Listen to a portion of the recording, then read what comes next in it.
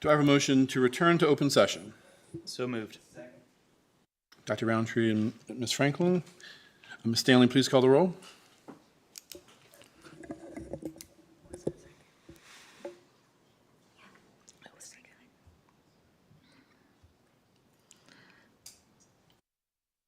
Ms. Bond? Yes.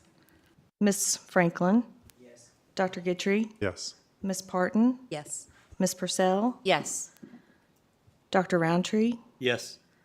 Mr. Hudson? Yes. 7 in favor. Motion carries. Do I have a motion to certify closed session that to the best of each member's knowledge, only public business matters lawfully exempted from open meeting requirements by Virginia law were discussed in the closed meeting to which this certification applies, and only such public business matters as were identified in the motion convening the closed meeting were heard, discussed, or considered? Second. Ms. Franklin and Dr. Roundtree, any discussion? Ms. Stanley, please call the roll. Ms. Bond? Yes. Ms. Franklin? Yes. Dr. Guidry? Yes. Ms. Parton? Yes. Ms. Purcell? Yes. Dr. Roundtree? Yes. Mr. Hudson? Yes. 7 in favor. Motion carries. Do I have a motion to approve the personnel report as presented? So moved. Second. Ms. Purcell and Dr. Roundtree. Any discussion? Ms. Stanley, please call the roll. Ms. Bond? Yes. Ms. Franklin? Yes. Dr. Guidry? Yes. Ms. Parton? Yes. Ms. Purcell? Yes. Dr. Roundtree? Yes. Mr. Hudson? Yes. 7 in favor. Motion carries. All right. So we're going to start off tonight with our honors, awards, and recognitions. Dr. Bragan and I are going to head down to the front and greet some of our honorees. And Ms. Purcell will take over the script from up here. Thanks.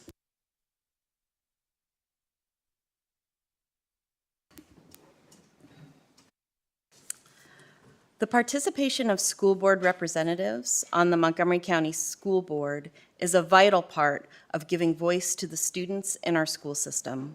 Tonight, we would like to recognize this year's student school board representatives for their thoughtful participation and dialogue throughout the year. Give them a second to get through the door, I guess.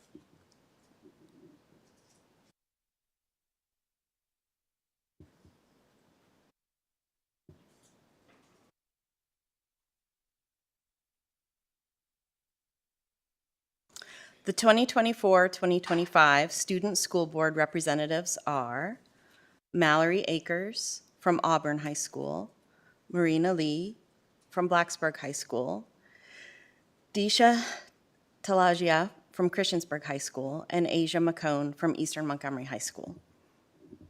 If you'd like to come up and join the board chair and the superintendent.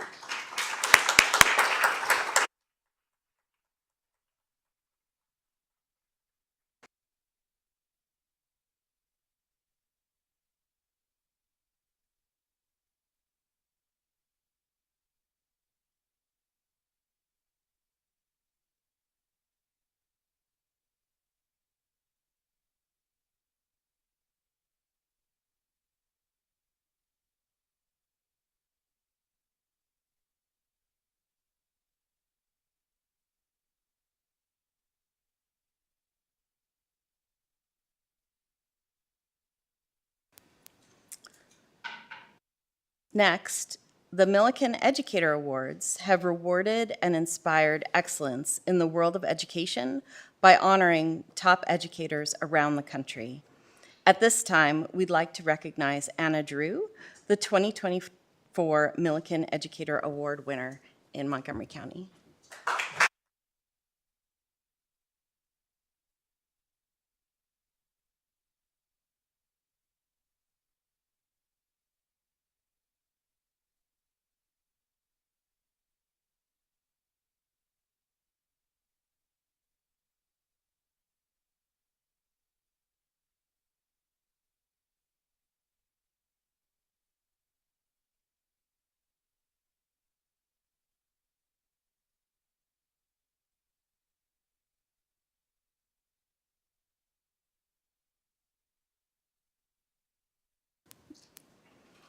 Next, we'd like to honor our Seniors of the Month.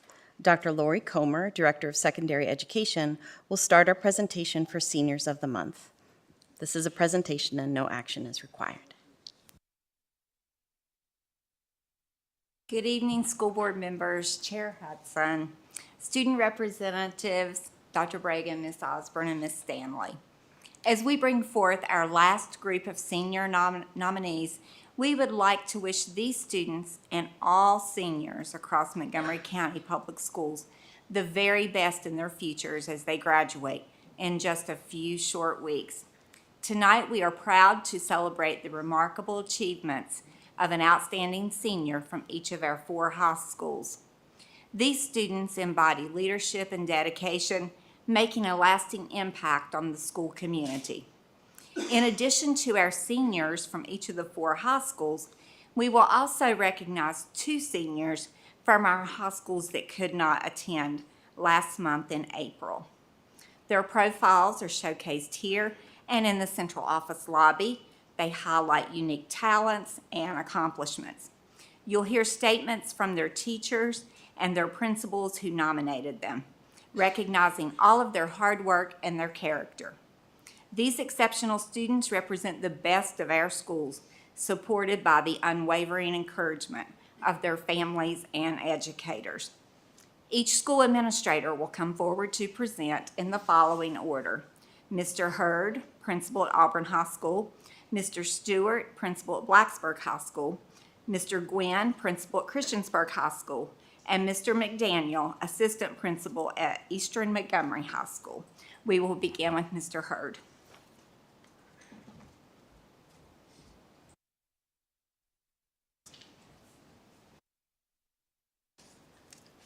Good evening, members of the board, Dr. Bragan, Ms. Osborne.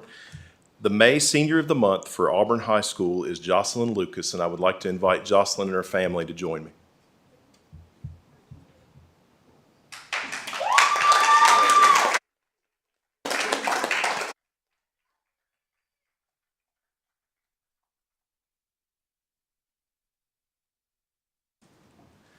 Jocelyn has left quite a legacy at Auburn High School, having been involved in a variety of activities, including the Fellowship of Christian Athletes, the Beta Club, the National Honor Society, and has been a varsity athlete, winning multiple state volleyball championships along with her teammates.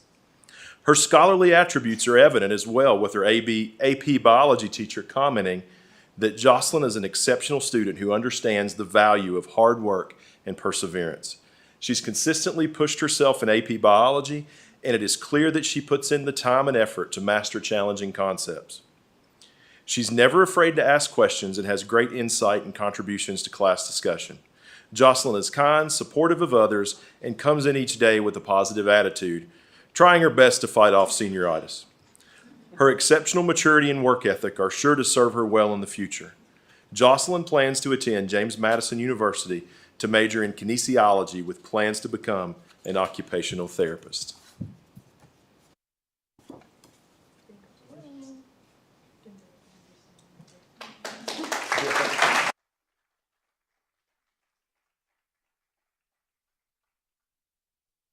Congratulations.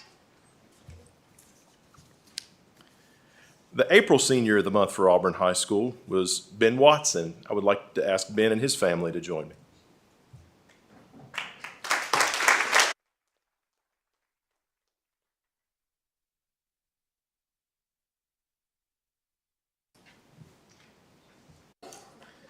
Ben has been a stellar student during his time at AHS. His grades have been top-notch and his character has been high.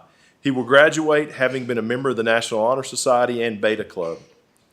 A teacher said of Ben that he is outstanding in advanced placement government and politics.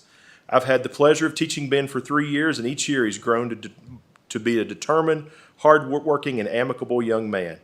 His great insights enrich the class, and he's always willing to go above the minimum requirements to excel. During his class discussions, he keeps an open mind and is willing to consider multiple views. His confident personality and quirky humor in the classroom foster a great learning environment for his peers, and he's always kind and easygoing with everyone. His performance on activities, whether it be making the perfect government, designing a constitutional one-pager, or presenting a project on Richard Nixon, has been stellar. With Ben's dedication and enthusiasm to learn, he's well on his way to earning top marks on the AP exam in May. Ben plans to attend college in the fall of 2025 and major in creative writing with the goal of becoming a published author. Congratulations, Ben.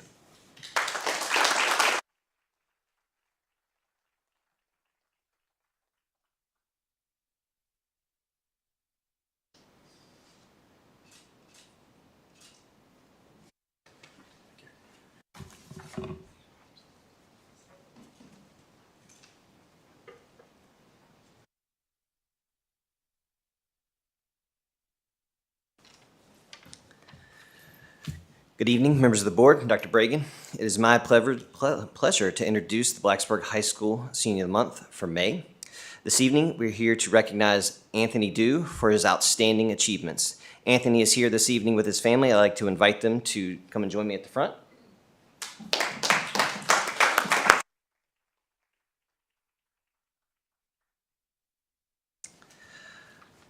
I'd like to read a brief statement from one of Anthony's teachers. Anthony Dew is an exceptional mathematics student and leader, making him an ideal choice for Blacksburg High School's Senior of the Month. He demonstrates maturity, collaboration, and a deep passion for learning. Throughout his 4 years at BHS, Anthony has taken and excelled in all the AP and STEM-related courses offered, achieving perfect scores of 5 on each STEM-related AP exam.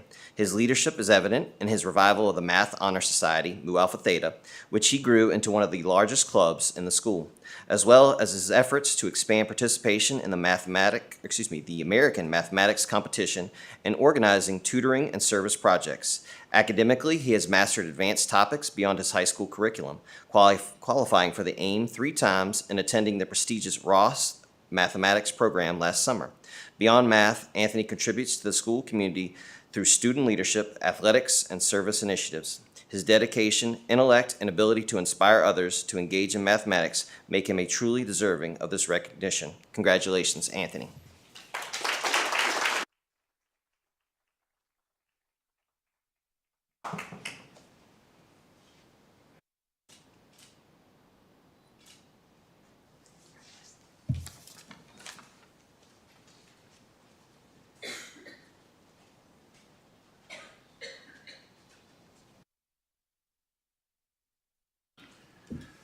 Good evening, members of the board and Dr. Bragan.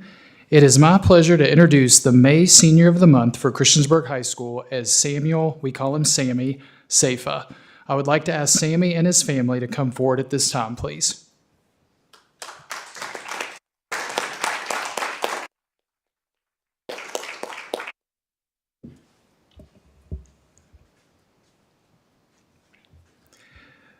When asking some of his teachers to describe Sammy, they said, Sammy is a well-rounded and highly involved student. He is an active member of the National Honor Society, Beta Club, and Key Club, where his leadership and commitment to service are evident. Additionally, his love for music is showcased through his participation in the school's symphonic band, as well as his piano playing in his free time. These experiences reflect his ability to balance a variety of interests and responsibilities while still maintaining his academic excellence with a 4.35 GPA. Outside the classroom, Sammy is a dedicated soccer player and has been able to manage his time between academics, extracurricular activities, and his part-time job as a soccer referee. This role has given him valuable experience in responsibility, leadership, and decision-making under pressure, qualities that will serve him well as he continues his academic journey. In summary, Sammy is a hardworking, passionate, and talented individual who is well prepared for the challenges and opportunities of higher education. His strong academic foundation, leadership in multiple organizations, and commitment to both personal and academic growth make him an outstanding recipient of Senior of the Month honors. Sammy plans to attend Washington and Lee University to continue his academic journey and also play soccer for the Generals. Congrats, Sammy.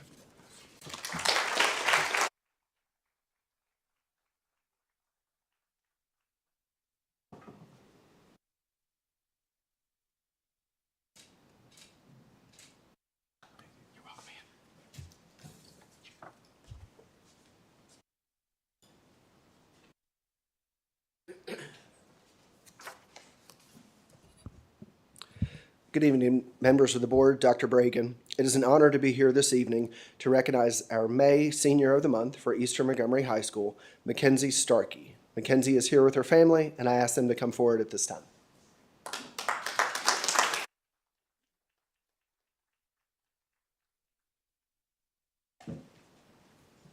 One of Mackenzie's teachers wrote the following, highlighting her qualifications for this honor. Mackenzie is the type of student that you wish every student strived to be. She is organized, determined, and a hard worker. Mackenzie knows her strengths and doesn't allow her weaknesses to hold her back. She isn't satisfied with the bare minimum or good enough. Mackenzie strives to excel academically. She advocates for herself, including her individual needs in the classroom. Not only is Mackenzie academically focused, but she is an active member in our school community. She is an officer in the EMHS FFA and a member of the Beta Club. Mackenzie has also played both volleyball and softball at Eastern Montgomery High School. I can always depend on Mackenzie to have a positive attitude when she walks in the classroom and for her to act as a leader to her peers.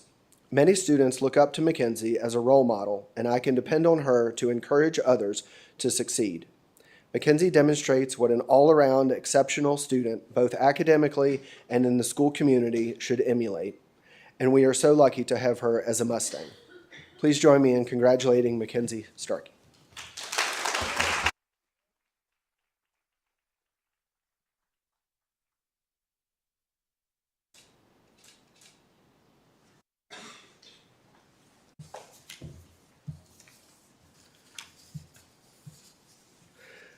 I'd like to also recognize our Student of the Month from April, Talon Bruce. He and his family were unable to be here tonight, but I'd still like to read a quote from Whitney Shaver, his soccer coach. Talon is an outstanding student and athlete, known for his leadership on the basketball court and the soccer field, where he serves as the captain of both teams. In addition to his high school sports, Talon spends every season perfecting his skill and work ethic through competitive travel programs. His athletic talents have earned him All-State honors in soccer, District Player of the Year honors, and a 100-goal milestone his junior year, and an opportunity to play soccer at the collegiate level. Beyond sports, Talon is an active volunteer in his community, contributing his time throughout the year to raise money and do various tasks for our sports teams. With a perfect 4.0 GPA, he manages to excel academically while making a positive impact both on and off the field. I'm so proud of him, and there is no doubt that he will continue to add to his long list of achievements at the collegiate level. Thank you.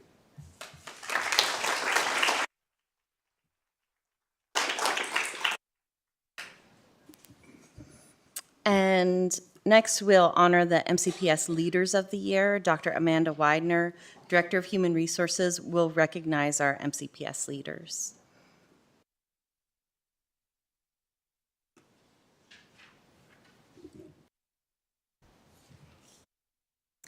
Good evening, Chair Hudson, school board members, and Dr. Bragan. It is a pleasure for me to present the MCPS Leaders of the Year Award. The award complements our annual Teacher of the Year and Support Staff Employee of the Year recognitions. Earlier this spring, MCPS employees had the opportunity to nominate an outstanding leader in the school division for recognition. A committee reviewed the candidates and selected 2 individuals as MCPS Leaders of the Year, one as an instructional leader and one as an operational leader. I will begin by recognizing our Instructional Leader of the Year. This year, it is an honor to announce Dr. Megan Hawley as the MCPS Instructional Leader of the Year. Serving in her inaugural year as principal of Margaret Beeks Elementary School, Dr. Hawley has already made a remarkable impression, earning the respect and appreciation of students, staff, and the school community. A dedicated educator with 17 years of service in MCPS, Dr. Hawley has held multiple roles, including elementary classroom teacher, assistant principal, and principal. Her leadership is grounded in a people-first philosophy, prioritizing strong, positive relationships as the foundation of a successful school culture. Dr. Hawley is valued for her empathetic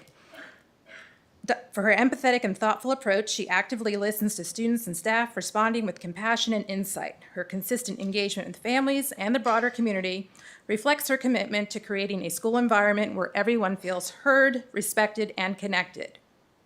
Through her commitment to continuous professional growth, her example as a servant leader, and her dedication to student success, Dr. Hawley exemplifies instructional leadership. At this time, I would like to ask Megan and any members of her family to step forward and recognize her as the MCPS Instructional Leader of the Year.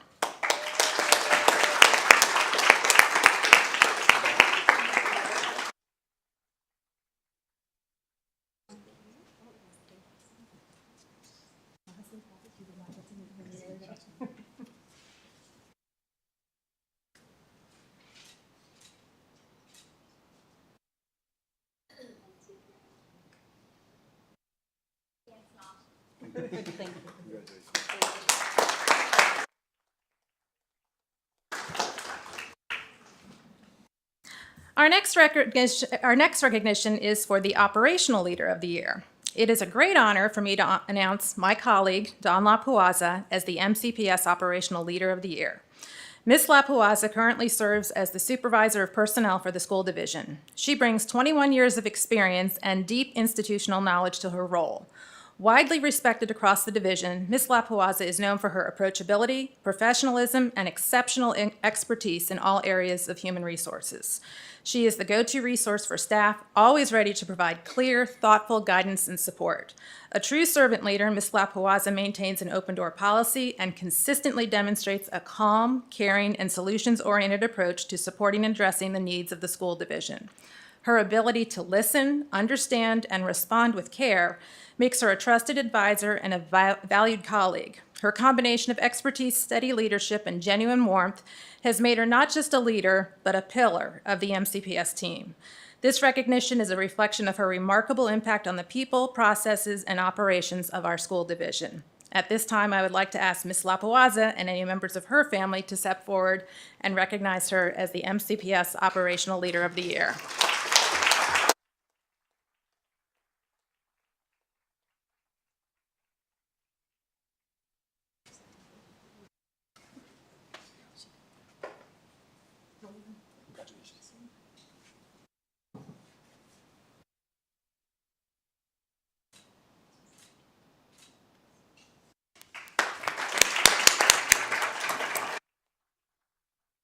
So seniors, if you all would come back up to the front, as well as Ms. Drew, Dr. Hawley, Ms. LaPuaza, the board is going to take a quick break, but what we'd like to do is be able to greet everyone ourselves. So if you all wouldn't mind coming back up for another moment.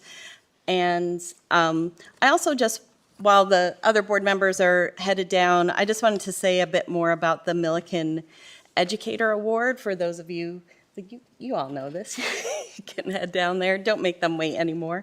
For those of you who didn't know about the Milliken Educator Award, Ms. Drew was not, no one put her name forward. That foundation found her and her exceptional teaching abilities. There were only, I believe, 42 honorees this year. She was the only honoree in the entire Commonwealth of Virginia.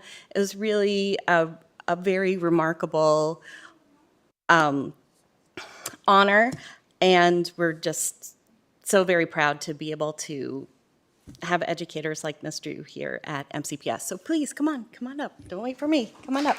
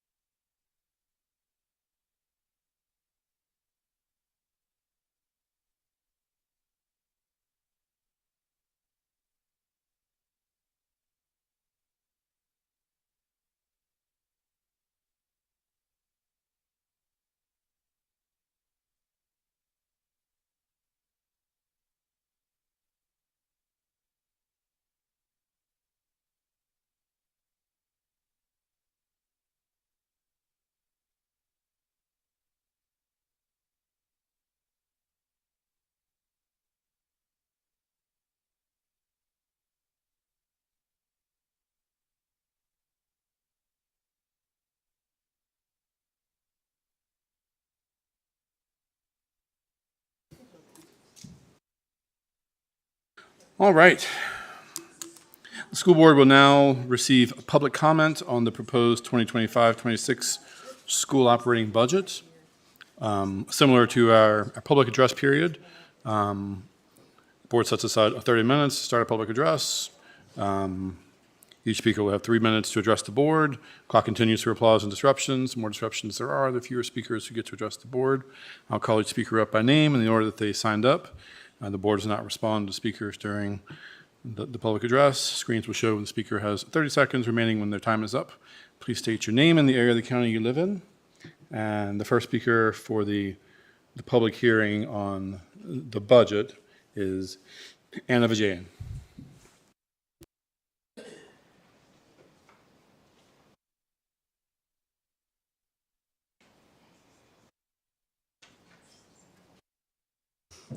Hi, my name is Anna Vijayan, and I live in District A.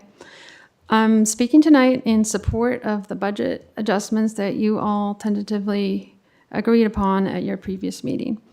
I think that the single most important consideration for your budget should be what can we do to best support our teachers and our staff so they can do better for our students. For this reason, I support the 3% raise, of course, the increased minimum wage and salary scale compression down to 15 years. And I know you compromised and compressed salary scales down to 20 years, which I understand. And if it could be brought down even further, I would be in support of that. But I understand your compromise. I also support adding special ed teachers and paraprofessional positions, but I also agree with your compromise of adding somewhat fewer than the original number that were specified by Dr. Bragan. I know that Dr. Bragan indicated in another meeting that better salaries would help with attracting and retaining our teachers and paraprofessionals, so that is another reason to focus on teacher and staff compensation as the important focus for your budget.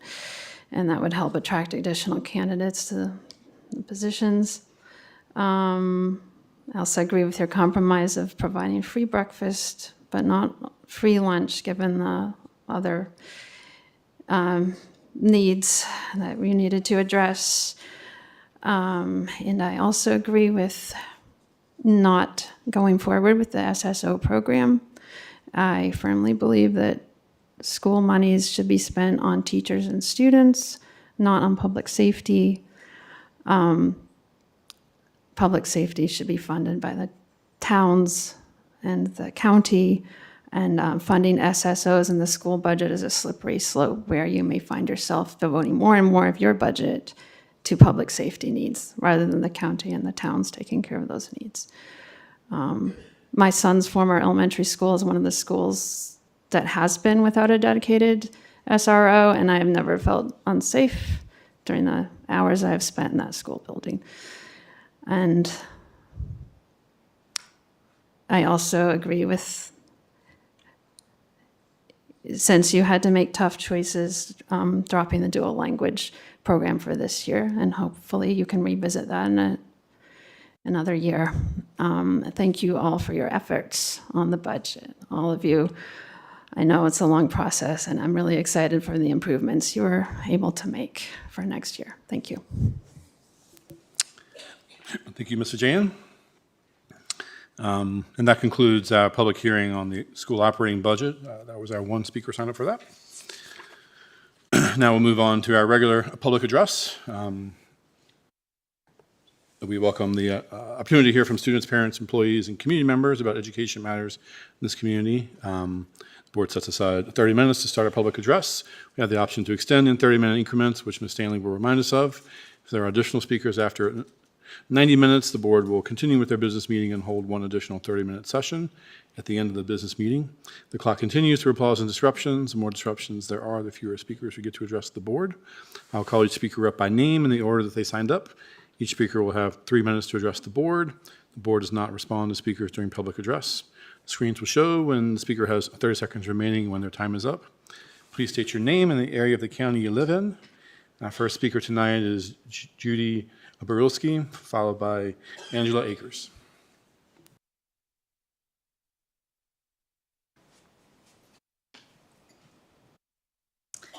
Good evening, Chair Hudson, school board members, and Dr. Bragan. I see we're missing our school board students tonight. I think probably exams or something might be on their schedule. My name is Judy Barilski, and I live in Blacksburg.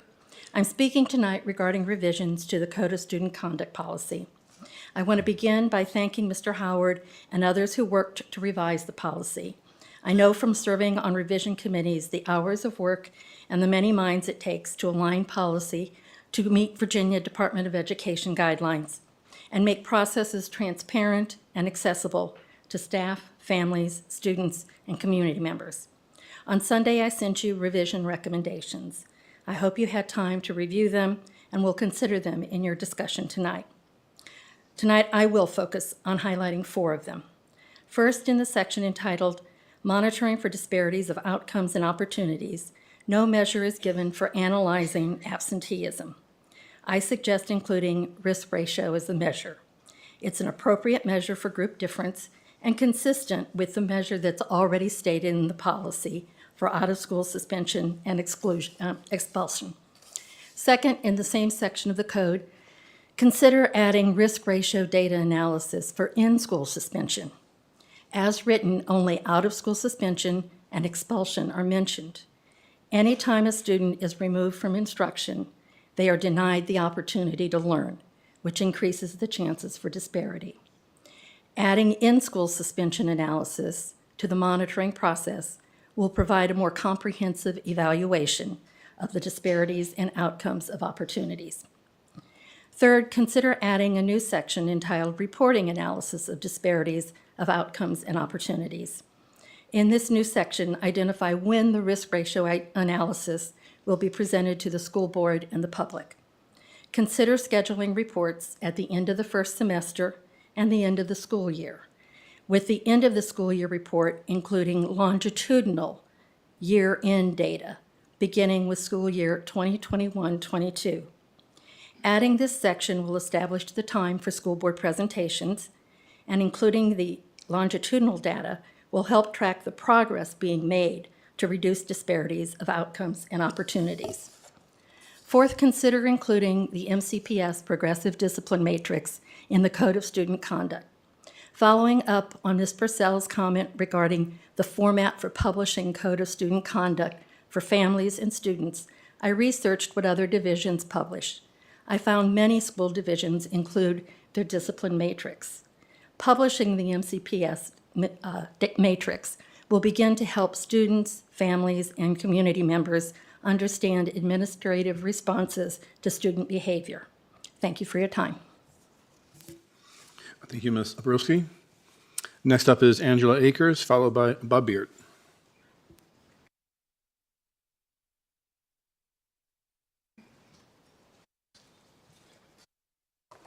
Angela Akers, Christiansburg.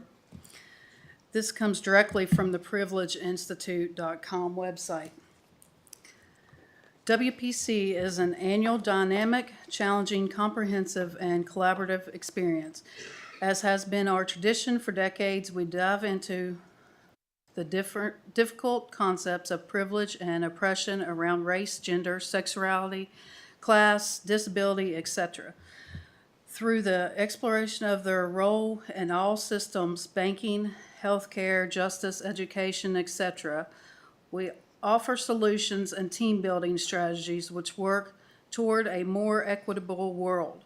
We empower and equip individuals to work for equity and justice through self and social transformations.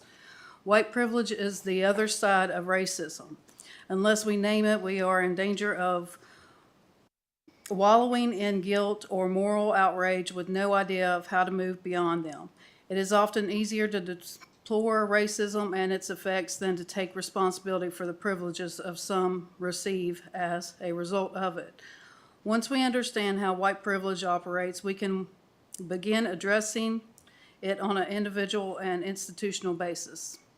Our goal is to create a local, regional, collaborative project that facilitates connections, networks, and inspirations that lives on far beyond the WPS, leaving a social justice footprint. This consciousness moves a community away from diversity and inclusion and towards comprehensively challenging white supremacy, white privilege, and other forms of oppression. 1, see and be fully aware of multiple manifestations in white supremacy, white privilege, and other forms of oppression. 2, have the courage and confidence to name white supremacy, white privilege, and other forms of oppression. 3, act by taking effective, creative, and urgent measures to dismantle white supremacy, white privilege, and other forms of oppression.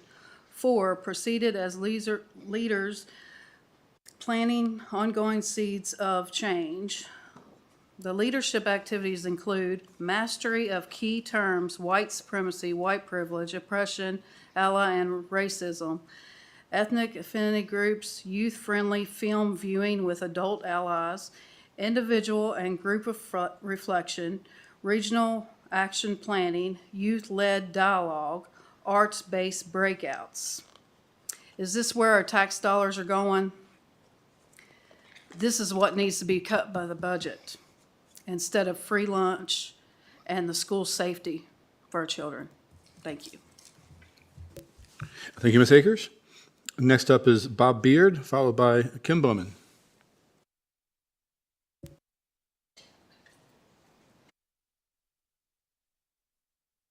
Good evening, Bob Beard. Thank you for letting me speak. Parents, board members, Dr. Bregan, I'm Bob Beard. I live here in Christiansburg. I'm here to expose MCPS's wasteful spending on the white privilege conferences, costing us tens of thousands of dollars and so much more. Please visit the privilegeinstitute.com website to see what MCPS is funding. This conference, run by the Privilege Institute, claims to promote equity, but it teaches that America is rooted in white supremacy and oppression. It trains MCPS staff annually to bring these divisive ideas to our kids' classrooms, focus on race over results. While 43% of our kids fail in math, 30% fail in reading, MCPS spends thousands and thousands on the white privilege conference instead of on tutors who could boost scores. Education and academics is the difference maker in children's lives. The white privilege conferences isn't about fairness. It's an ideology that labels our children as oppressors or victims based on skin color. The Privilege Institute website brags about dismantling the white privilege, but it does. But what does it do for our schools? It steals time from academics and divides our kids. Parents, our tax dollars are paying for this while our kids struggle. Where and how does academics fit in at MCPS? We, our children, deserve schools that teach unity, not division. Go to the privilegeinstitute.com tonight to see what MCPS is endorsing. Then ask Dr. Bregan why fund these conferences over classrooms? Why divide our children? Where is the systemic racism at MCPS? We demand as parents we have a full curriculum transparency, a return to traditional academics and merit-based excellence, real accountability for the board and for this administration, and we demand a white privilege conference presentation. So if we have a misunderstanding of what white privilege conference is all about, we want to see it for ourselves and for MCPS to present that to the parents so that we have full transparency to know what's going on at these conferences. We demand MCPS redirects to math and reading, and as our kids need us to speak up and protect their education. Thank you. Thank you, Mr. Beard. Next up is Kim Bowman, followed by Joyce Radford.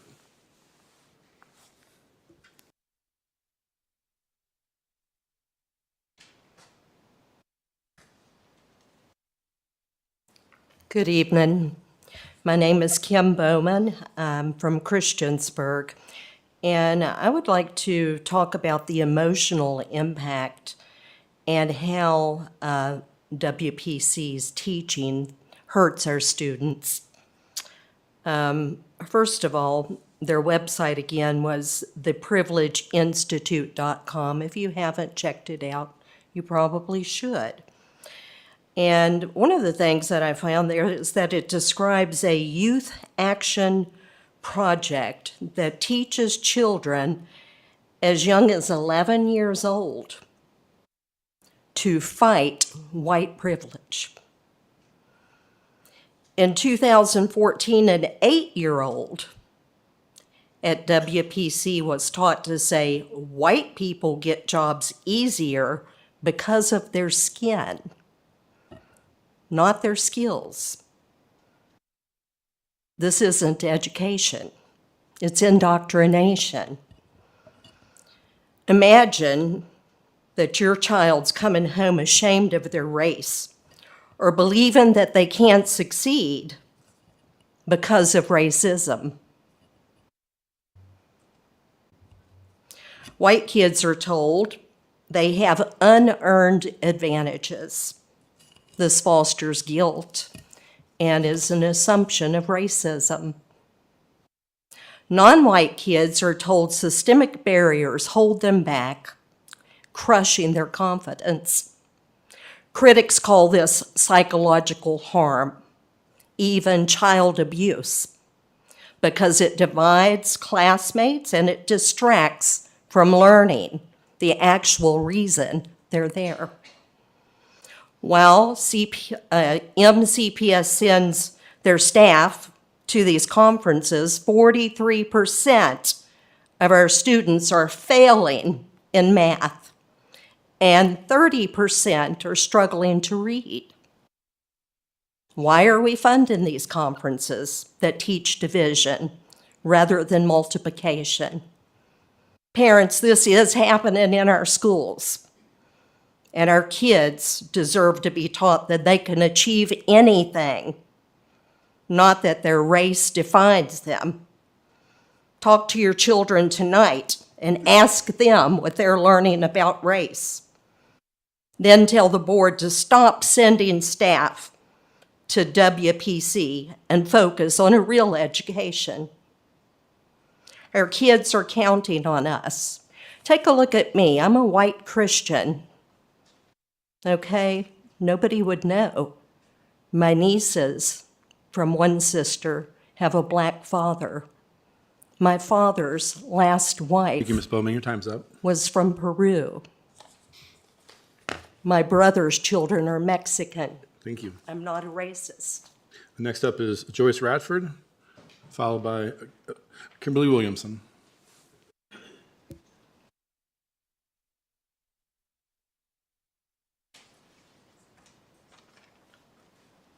My name is Joyce Radford. I'm from Christiansburg, Virginia.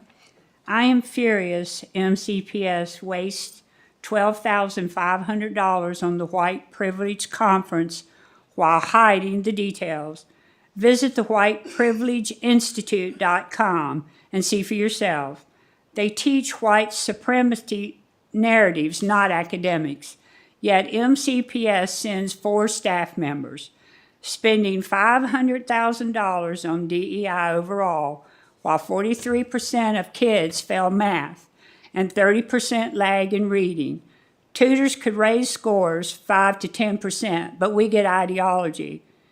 MCPS rebranded DEI as Education Access to dodge scrutiny, risking $5 million in federal funds under the new DEI bans, yet still funds white privilege conferences. They won't share 4 costs despite our request. $12,500 on registration, travel, and hotels. Why the secrecy? A 2023 Stanford study says DEI, like white supremacist conferences, doesn't help academics and may harm minority kids by reinforcing stereotypes. Other schools cut DEI for results, but MCPS doubles down. Parents, this is our money, and this is our schools. We are taxed more, while MCPS hides spending on conferences that divide kids. Demand transparency, file records requests at FOIA.gov to uncover the white supremacy conference costs. Tell the board to defund these trips and hire math coaches instead. Attend the next budget meeting to make your voices heard. Our kids deserve better than this betrayal. Thank you. Thank you, Ms. Radford. Next up is Kimberly Williamson, followed by Chris Waltz.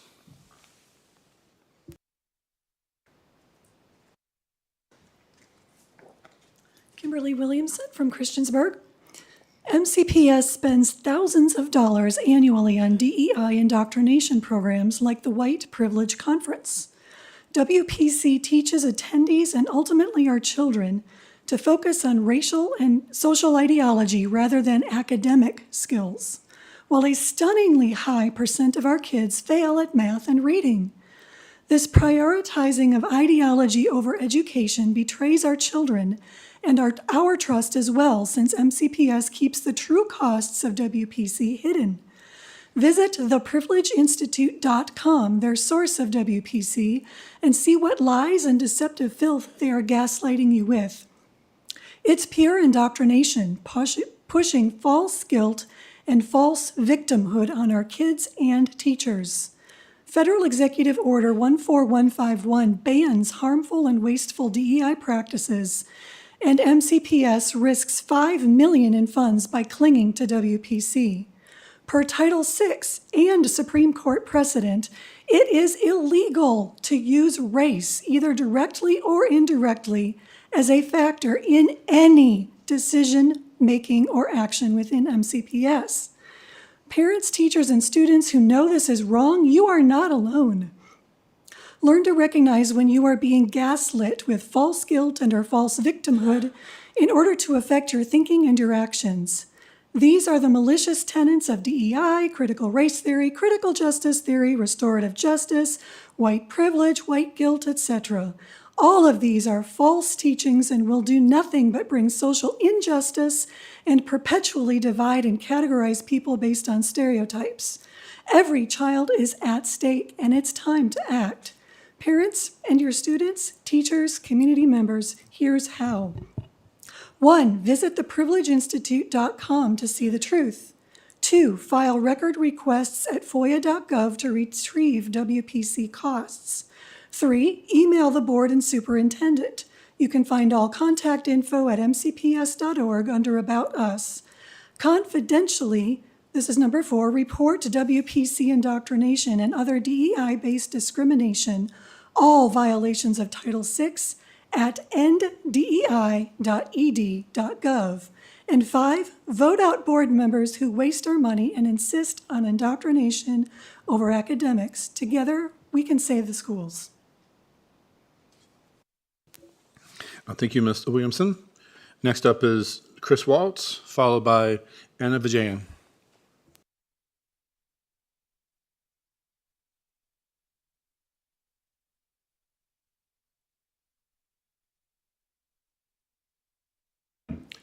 Chris Waltz, Christiansburg.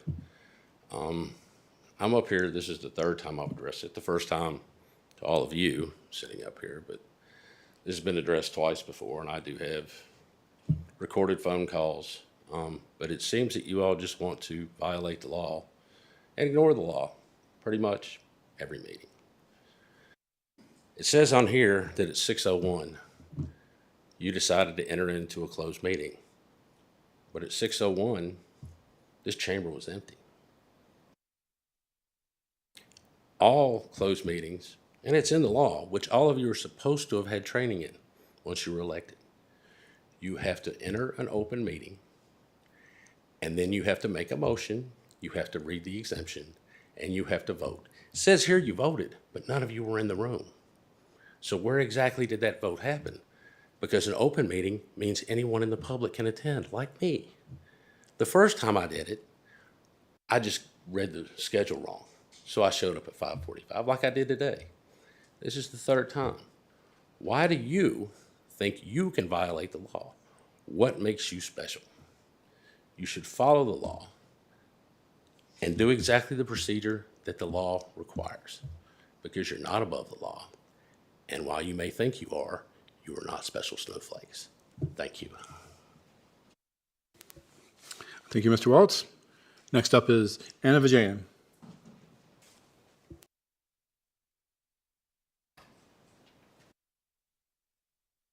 Hi, my name is Anna Vijayan, and I live in District A. And first, I'd like to just say that Since white privilege actually does exist in our society and in our institutions, I do support staff learning about it and about the ways they can better support our minority students. But what I actually came here to speak about today was the importance of reading authentic literature and long works like full-length novels and plays, not just short selections. I personally think that kids should be reading at least one longer work per quarter as kind of a benchmark. Greater authenticity in the works that they're reading is going to lead to greater interest. And reading longer works will lead to greater reading endurance. My friends who work in higher education tell me that there is kind of a crisis at that level. High school graduates are not well prepared to read to the extent and depth required at the college level, so we need to do better. Massachusetts, as you know, has generally good outcomes. They approach ELA quite differently than we do here in Virginia, and I'm wondering if we can move a little closer to what they do. This is a quote from the Massachusetts Curriculum Framework for English Language Arts and Literacy. The purpose of teaching literature is not only to sharpen skills of comprehension and analysis, but also to instill in students a deep appreciation for art, beauty, and truth, while broadening their understanding of the human condition from differing points of view. Students are expected to read extended texts, well-written, full-length novels, plays, long poems, and informational texts chosen for the importance of their subject matter and excellence in language use. Students build stamina by reading extended texts because such works often explore complex topics in ways that shorter texts cannot. Learning to persist in the reading of extended texts predisposes students to reading for pleasure as adults and prepares them for academic reading in college, technical and professional reading in the workplace, and reading about issues of civic importance in the community. So those are just some inspirational words from the Massachusetts Curriculum Framework that I think should underpin our English language arts curriculum as well. I have a couple of specific questions. So my understanding is that novels are included in the SAVAS learning package that I expect you to approve today. I would like to hear more about how many novels are included and whether they're paper copies, whether they will be used during class, et cetera. Thank you, Mrs. Aaron. Ms. Stanley, can I get a time check?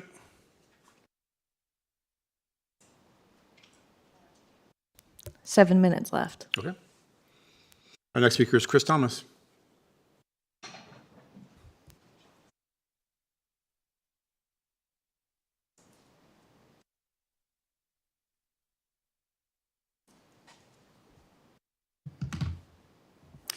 Members of the board, Chris Thomas, Christiansburg. Are we seriously going to argue that America is not rooted in white supremacy and oppression? I understand that my friends on the right haven't cracked a book since the Nixon administration, but even a cursory survey of American history reveals that slavery, segregation, and racism has defined the long arc of the American story since 1619 to the present. Are we seriously going to argue that white folks don't have privilege? That white people don't get jobs easier because of their skin color or their white-sounding names? To hear my friends on the right tell it, these are lies told by the Privilege Institute, but they aren't opinions. These are statements of fact. The National Bureau of Economic Research did a study showing that simply changing the names on resumes from Lakeisha to Lakin or from Deshaun to Dennis increases callbacks by 50%. Now, I don't know the last time y'all looked for a job, but getting 50% more callbacks directly translates into getting more jobs. Do our administrators need to understand what white privilege means? Well, I mean, are black kids punished more extremely for the same infractions than white kids? Are black teachers less likely to be hired into our school system than white ones? If they are, that's a problem. And if they're not, that's great, but we have, and I cannot stress this enough, hard data showing that we are then bucking a trend and we're bucking it through hard work.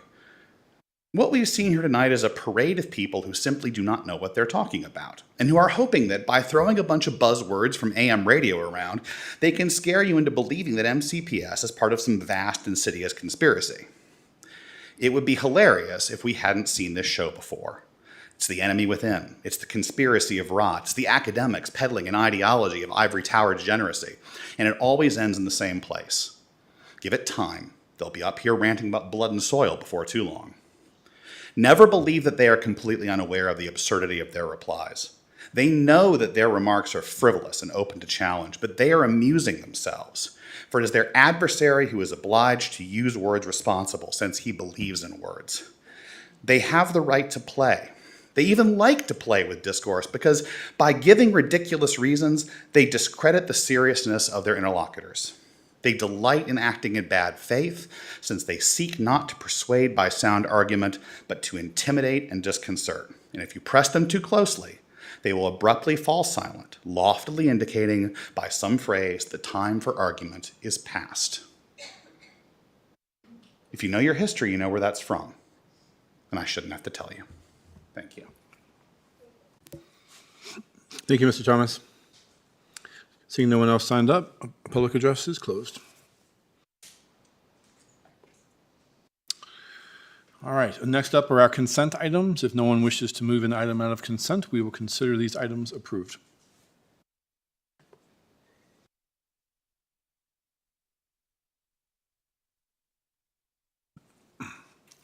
Okay, great. Next up are the financial reports. Do I have a motion to approve the payment of bills as presented? Second. Ms. Franklin and Dr. Roundtree, any discussion? Ms. Stanley, please call the roll. Ms. Bond? Ms. Franklin? Yes. Dr. Guthrie? Yes. Ms. Parton? Yes. Ms. Purcell? Yes. Dr. Roundtree? Yes.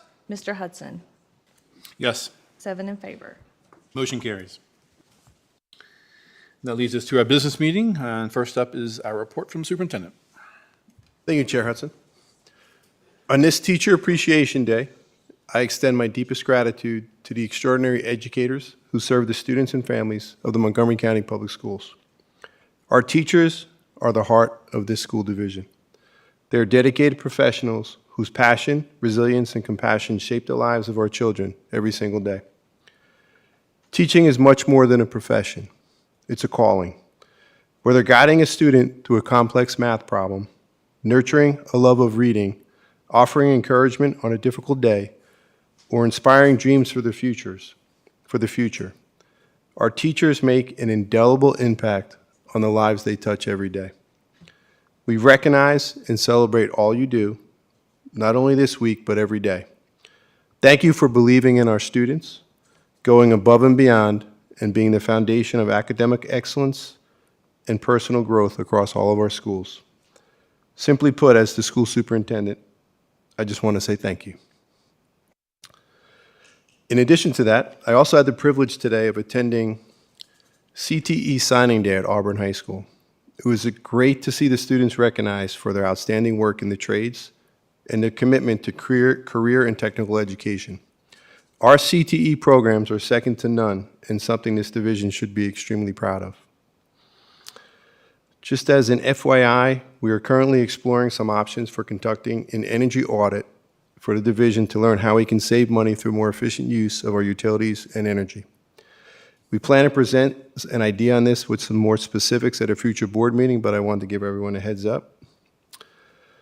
And also, we recently shared a survey on my performance as school superintendent, and I encourage everyone to complete it so I can continue to grow and best meet our community needs.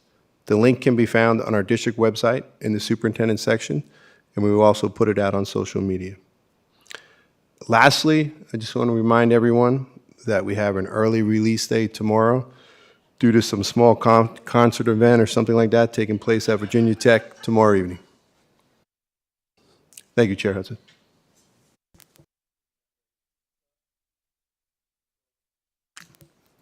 Next up, Michelle Bronze and Rebecca King-Mallory with the Community Health Center of the New River Valley. will share a presentation on a school-based health center. Thank you. Now, will you operate that for me, or? Right here? Okay. Thank you. Good evening, everyone. We are here today to just share some information and hopefully education around the work that we do at the Community Health Center of the New River Valley. So I am Michelle Bronze. I'm the CEO of that organization. I've been with it for 20 years. This is Dr. Rebecca King Mallory, who is our Chief Medical Officer at the clinic. So we are both going to be sharing the podium and sharing a little bit of information about our work. Let me start just by saying a little bit of background of who we are, in case you're not familiar with us. We have been in this community for decades. We started out, if you're familiar, as the free clinic of the New River Valley back in 1981. And 10 years ago, converted to a new business model called a federally qualified healthcare center. So, in short, a community health center. We are just down the street. Our main headquarters at 215 Roanoke Street, but I have 3 other clinics, one in Pearisburg, one in Dublin, and one in Pulaski County High School, which we opened 2 years ago. And that is why I'm here today, to talk with you a little bit about the benefits of a clinic in a school system. So a school-based health center is exactly what it indicates. It is typically a primary care clinic located within the confines of a school. In our case, we also provide much-needed dental care. We began serving Giles County about 4 years ago, and 2 years ago moved into Pulaski County High School. We serve all of the children who want to come to see us, staff and faculty.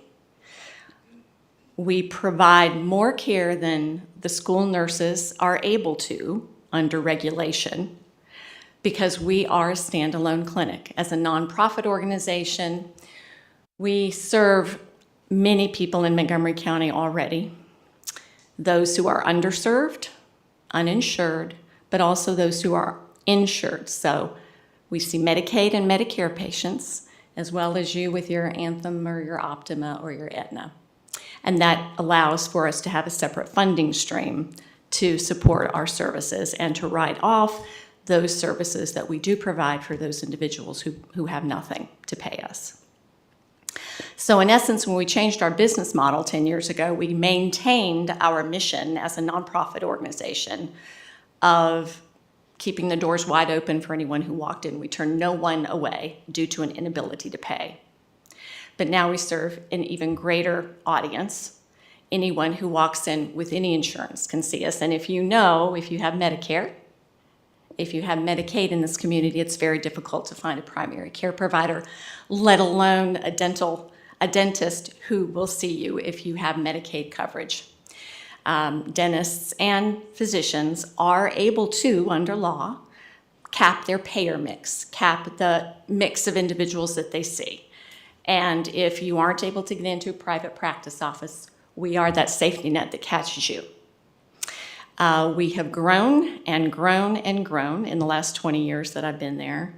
And in fact, as an aside, are currently undergoing a capital campaign to build a new facility. We purchased land in 2020 and 2021 at the end of Acres Farm Road across from the Waffle House and Horn Funeral Home. At the end of that cul-de-sac there, where there are medical buildings currently. There are three plots, and in 3 weeks, we're going to have a groundbreaking on that facility, and we hope to relocate from 215 Roanoke Street into this facility on Acres Farm Road. We are quadrupling our space there. We were going from 6 dental operatories to 16. We'll be going from 8 exam rooms to about 18 or so. We also provide behavioral health and substance use services. So as an aside, we are also undertaking that big project right now. I believe Dr. Bragan was at a recent meeting where he heard discussion about our Pulaski initiative and talked to Dr. King Mallory about it and invited us to come and just educate you a little bit about what we're doing. These are the current services that we provide in these school systems. We do not have a physical location in Giles County, but we do mobile work. So we mobily deliver dental services to each of the schools. We coordinate with the school nurses. This is not a competition with school nurses. They are very welcoming to us to come to their facility. They see us as an extra arm, an extra set of hands for them. And we've had great success in Pulaski County actually being in the building and providing both medical and dental services as well. Please feel free to ask questions anytime. I'm going to let Dr. King Mallory take over, though, as we talk about the process behind how we do this for students, staff, and faculty. Thank you. So currently in Pulaski County High School, all students, staff, and faculty are eligible to be patients. All teachers and faculty members are provided with patient packets where they can sign up and register to be patients with us. And then they also have applications that they can send home with students who are interested. So you might say, well, how do you see kids in the school without their parents being there with them? And we obtain consent for treatment ahead of time. So patients and their parents can do this online. The school nurse has consent forms as well that they help us facilitate getting signed. We have email links and text links that we can send to parents to obtain consent. And then any patient who's already established with our main clinics can also be seen as long as they're a student or staff or faculty member. As Michelle said, we accept all insurances, and we also offer sliding fee discount schedule. So what this means is if patients are at 200% or below the federal poverty limit, then they're eligible for our sliding scale. And so generally our prices for services range anywhere from completely free to $40 or so on the higher end. We have sliding fee discount schedules for all of our services, including medical, behavioral health, and dental. Patients do get billed for services. We do not receive any payment from students, though, in the clinic. And no one has ever turned away for being unable to pay. So we may send them a bill, but if they call us and they say, hey, we can't do this, we will work with them with a payment plan. But again, it's not one of those things where we say you can't reschedule with us until you pay your bill. There's lots of studies out there about the benefits of school-based health centers. So one of the greatest ones, in my opinion, as a parent, is that parents get to stay at work, or they get to stay wherever they are during the day, and they're not forced to go pick up their kid from school and then take them to an outside clinic. Students can stay at school. And so the way that this works is students from any of the schools in Pulaski County High School get transported to the high school clinic. The bus actually takes them, so there might be a little 5-year-old kindergartner who needs their well child check, and the bus takes them to the high school. Our nurse meets them at the bus, walks them to the clinic. They can do their well child check right then, give them any vaccines that they're due for, do any lab work, anything that they need. We do this all in communication with the guardian, and then the school bus picks them back up and takes them to school. So it's a pretty cool process. This decreases transportation barriers for the students. As you can imagine, a lot of students in Pulaski County and Giles County schools have transportation barriers. It also reduces absenteeism, so they can go to a quick appointment and get right back to class. The studies do show that it reduces dropout rates, and there's fewer disciplinary problems in students who have access to these services within the school, and it results in better academic outcomes. So these are some of the services that we're able to provide. We currently do the Department of Education physicals for bus drivers, for all of the Pulaski County High School bus drivers. We can do well child exams and sick visits. So if there's a child in school that has a sore throat, they first contact the school nurse, just like we would anywhere else. And then the school nurse kind of triages them. And if they say, hey, yeah, I think you need to be treated for strep or seen for this, I'm concerned, then they call the parent and they say, hey, do you want to come pick them up from school? Or do you want them to see the provider at the community health center clinic? We can do lab work and immunizations. We can do family planning. We can do sexual health education, testing, screening, contraceptive care. It's essentially whatever fits the school district and what people want us to provide. We also do chronic disease management, and we can do sports and school physical, so that's really helpful. So whenever we have kids who need to, their last minute getting their physical done for whatever reason it might be, they can't start school until they get their physical done, we can bring them right in and get that knocked out for them. Another thing that's been pretty beneficial is concussion follow-up. So for the sports players who get injured during a game, we're able to follow them pretty quickly after that. And then we can also offer behavioral health services, both from a medical standpoint and from a counseling standpoint. This is our van that you see here. This is how we offer mobile dental services, and the hygienist and the dental assistant pack up the equipment. We've got a mobile table and cleaning hygiene supplies, and they go from school to school. And we schedule the kids ahead of time, and they do their cleanings. And then if they need treatment completed, like extractions or cavities filled, then we're able to get them hooked up with treatment. We can do sealants and fluoride as well. And as I said, we can also provide counseling services with our licensed clinical social workers, our licensed practical counselors. We work alongside in our VCS within the other schools. These are just some pictures of what our clinic in Pulaski County High School looks like. So that first one on the top left is the waiting area. We just installed a TV. We have age-appropriate showings for the children who are waiting for their dental procedures here. We have one medical exam room. We have a lab there on the bottom left, and then that bottom right picture is the dental operatory. And so again, our purpose is to meet students where they are, as well as staff and faculty. We want to be the least disruptive as possible and get them back to school when we're able to do that. This middle picture is showing our ability to do telehealth appointments as well. Year to date, in Pulaski and Giles County Public Schools, we've served 237 individual patients for medical services and 281 patients for dental services. Mm-hmm. So how did we get this started? Giles County Public Schools, a principal at the high school, approached us initially to find out if we would be interested in coming on board and working with them. We said yes, and that's how it got started there.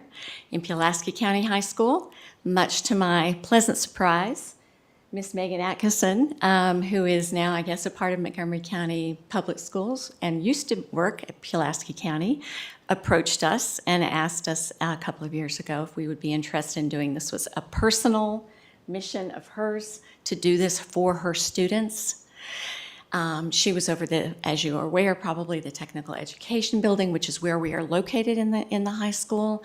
And we are also able to collaborate with the students there who are, for example, in the NA class, the nursing assistant classes, CNA classes. So we provide part of the lectures for their curriculum. We have donated some of the, I think, yeah, if you want to talk about Tdap, do you want to mention the Tdap? Yeah, Tdap vaccines, tetanus, diphtheria, and pertussis. We also developed a dental assistant training program where we work with the CTE program, and we trained a student to become a dental assistant. It was a paid position. So essentially she can walk out of high school and find a job as a trained dental assistant. Yep. Pulaski County found a space for us in their building that they were not using very much. Decided it was a great space for us for the footprint we needed, which they wanted both medical and dental care. It's not necessary to have both services. We could just have primary care. But they gave us that beautiful space, renovated it for us at their cost, and then we provide everything else at our cost. So it's our staff. I pay them. The nurses, the doctors, you saw in that photo there, a pediatric nurse practitioner who's the individual who goes over to the schools. We pay for our own insurance, our own supplies, and really all the school does at that point is just clean the facility after hours. So that's how we got started. It has been successful. We showed you some data, but we've also just, I think, been able to change some lives. It has really assisted kids who had never been to the dentist. I mean, 17, 18-year-olds who were getting ready to graduate, couldn't get a job, and we were able to fix their teeth. And one young gentleman we helped sign up for Medicaid because he was leaving his household. And once his teeth were fixed, he went and got a job at McDonald's. And we're able to do that through the provision of health care and dental care for these kids who may have not experienced that before. And in Pulaski, as you know, it's a great need, as in Giles County as well. So wanted to give you a little bit of that background. Wanted to tell you this is something that's not new. Community health centers have been around since the 1950s in this country and have been providing care in school systems across this country since the 70s. So we are thrilled that we're able to be that first in the New River Valley, and would happily welcome conversations with you all as the supervisors moving forward if this is something that you think you would like to speak with us about. Great, thank you for the presentation. You're welcome. I'll open the floor for questions and comments from the board. Can I start? Please. So I was like, this sounds too good to be true. What's the catch behind this? Sounds like there's no catch, except for you're trying to help people. And I hope we can find space for it.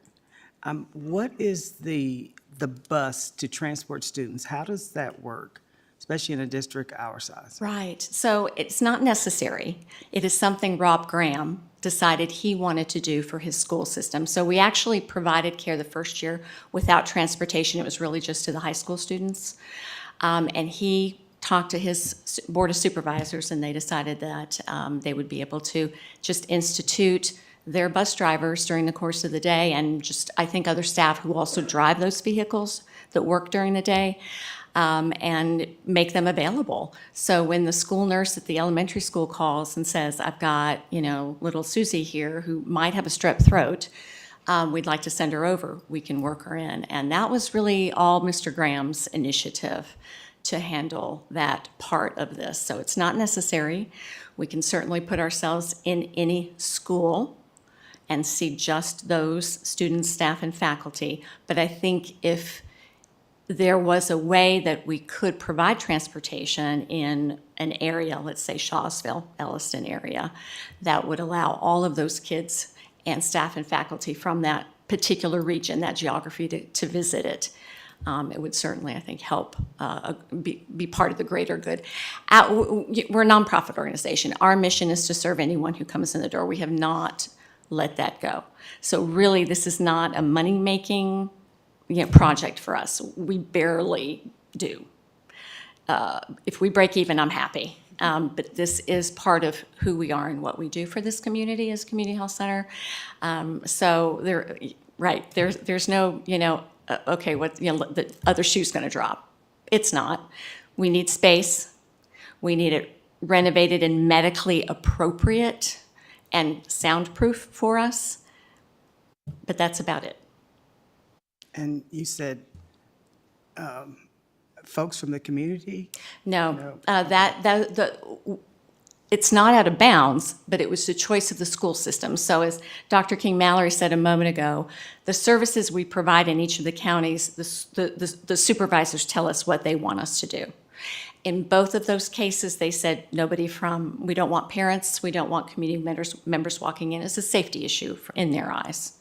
So it's just the school family. Thank you. Dr. Roundtree? Yeah, it sounds great. I'm really excited about it. For our county, would you expect multiple sites or just one site in the county? I think one, Kind of right? I vision. think at least one to start with. Yeah, Right. I would say one to start with, and then depending on the need, that's kind of what we've done at Pulaski. Depending on the need, we could always expand at that point based on what your all's wishes were. And because you have a facility in the county across from the high school, would you want to incorporate that facility into this type of program, or would it just be at the schools themselves? I think it's in the best interest of the patients to have it within the school system. Then you're not having to, as we indicated, one of the benefits is the parents not having to come and leave work and potentially get, canned or something if they're an hourly worker. The child is not missing school as much. So having it within the walls of the school, I think, is the best way to go. We could always consider, though, with Christiansburg High School being so close Yeah. to where the new building is, arranging transportation from the high school to the new building for those students, for sure. No, thank you. Ms. Purcell? To echo Ms. Franklin and Dr. Roundtree's sentiments, I also feel like there's no losing, all winning to this this idea. Thank you so much for taking your time to come here tonight and tell us about your work. I'm really excited to be able to provide that to kids in our community. My comment is really more directed towards Dr. Bragan. If we do decide to create this kind of partnership, I would really like the division to consider developing a community school and taking advantage of Virginia Code 22.1-199.7. I've sent this to Dr. Bragan in an email before, but I wanted to say it tonight as well. That particular framework, whichever school ends up housing the clinic space,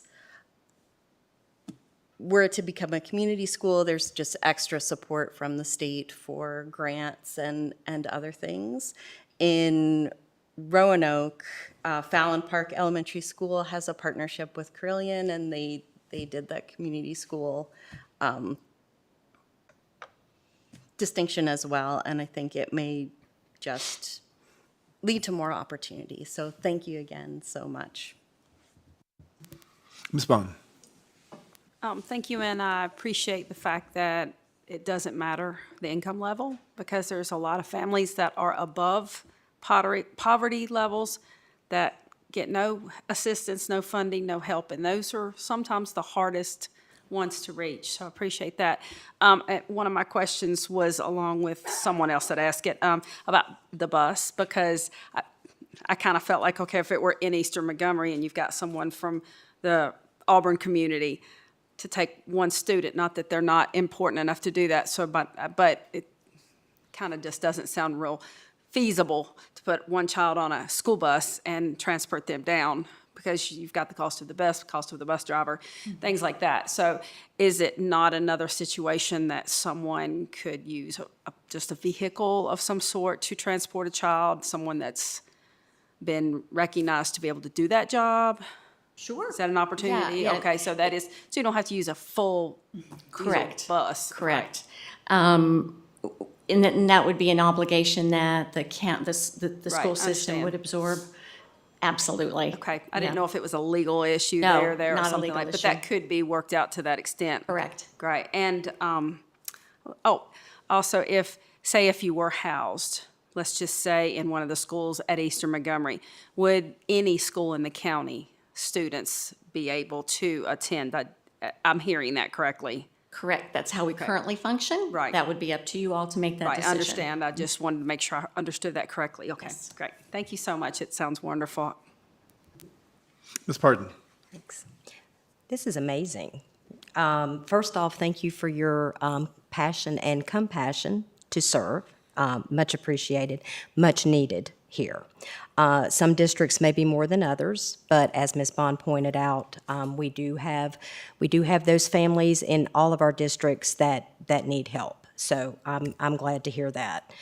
And I just want to make sure, well, the fact that you all can not only provide the medical and the dental, but you can also encompass the counseling, which we are in dire need of, and our students and our whole administration actually can benefit from that if needed. But to help educate our students as well, I mean, I can't think of a better combination, and what a win-win for MCPS.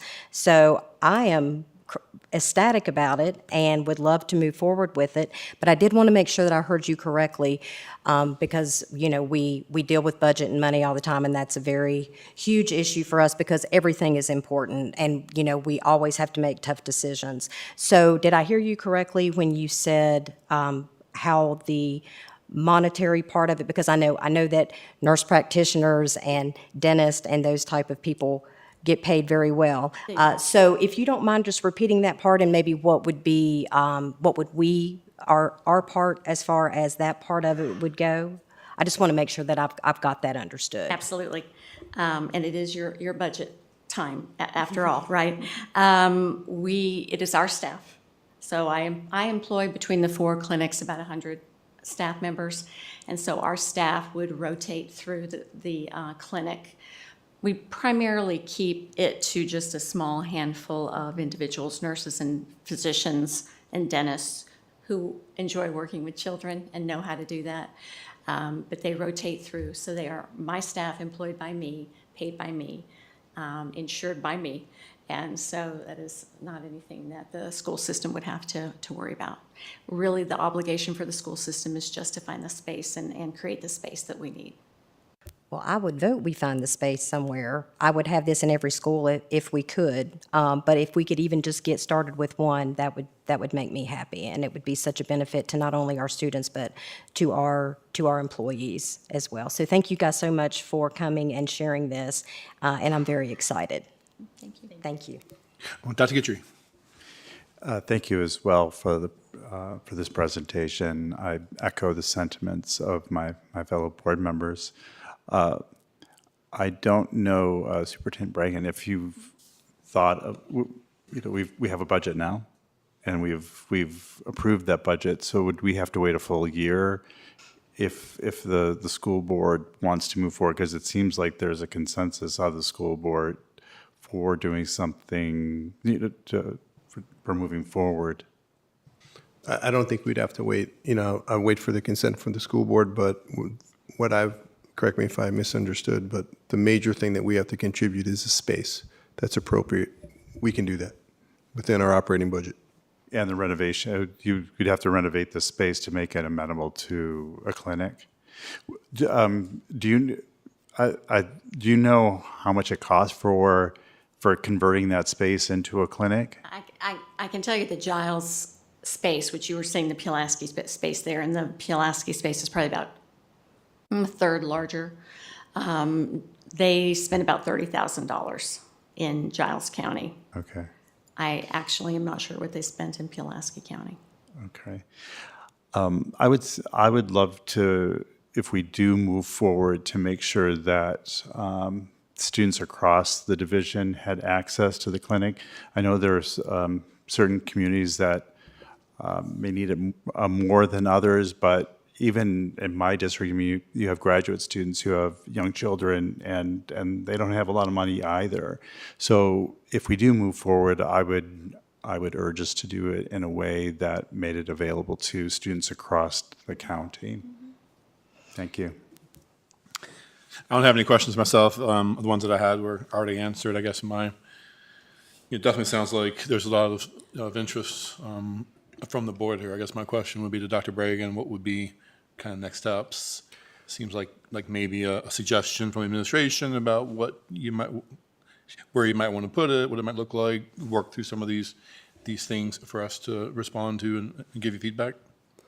Yeah, if I get a tacit approval from the majority of the board to move forward, I would try to set up another meeting with y'all, and then I'd come back to you as quickly as I can with specifics. and get the ball rolling. I'm sorry, can I ask one more question? How does it work if, say, you have a parent that's upset with the services that was rendered to the child? Because we know that's something that absolutely always happens. So do they, is there a waiver that they sign off on, or? Yes, so whenever the guardian signs a child up for services and they fill out the patient registration packet, there's a consent form in that packet that says, I give consent for my child to be treated in my absence. However, we always call them before the appointment. We try our best to reach them. Now, if a child walks in from the high school and they're having chest pain or they're vomiting, we're going to go ahead and treat them and then try to reach the parent. So we reach the guardian first. We say, hey, this is what's going on. We're going to see them if that's okay. We get verbal consent again. We see the child, come up with a plan, and then we call the parent or guardian back and say, this is what we've observed. This is our diagnosis, and this is our treatment plan if you're in agreement. We really don't get too many Negative feedback? Yeah, we really don't, because we try communication with them, so we really don't have any issues. I can't think of one time that I've been told that. We spend a lot of time making sure that we saturate the schools with the forms. We're not going to see a child if that parent has not signed off on that consent form. And that is very, very important to us and very important to the parent. So we go to the summer orientations, we go to some PTA meetings, we become a part of the fabric of the school system. We have done that in both of those counties. We go to the football games, we set up at their fairs. We become well known to those kids and develop a good relationship with the faculty and the children. So we really try hard to make sure that this works. We absolutely will not see a child if that parent has not signed that consent form ahead of time. Ms. Franklin?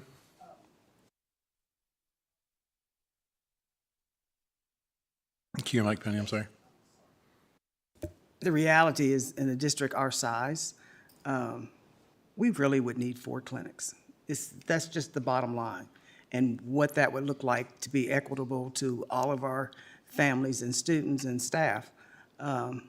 So if we were to be able to do more than one, what kind of problems would that be as far as your staffing?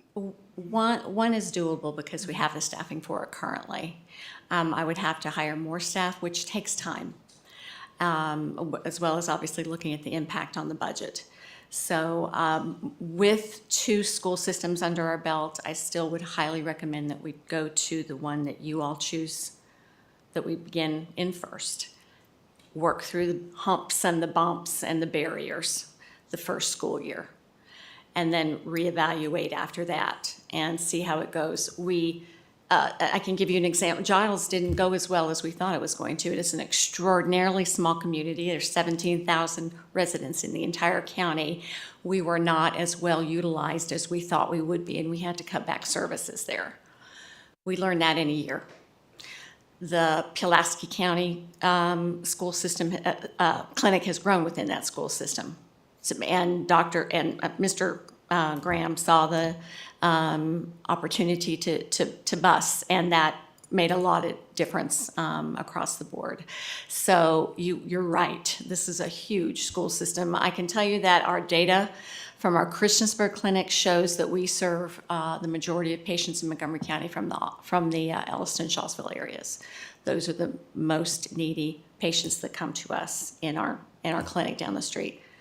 That's why I mentioned that earlier, that perhaps starting there might be, the one that we take the bite out of first. Okay, thank you. Board, any other questions or comments? Can I get a thumbs up if we want to pursue and get more information? Yeah. How many thumbs you got? All right, great. Well, thank you. We are Thank you so much. happy to. Look forward to working with you. Awesome. All right. Next up, Michelle Knotts, our Supervisor of School Nutrition Programs, will provide an update on the MCPS summer feeding programs.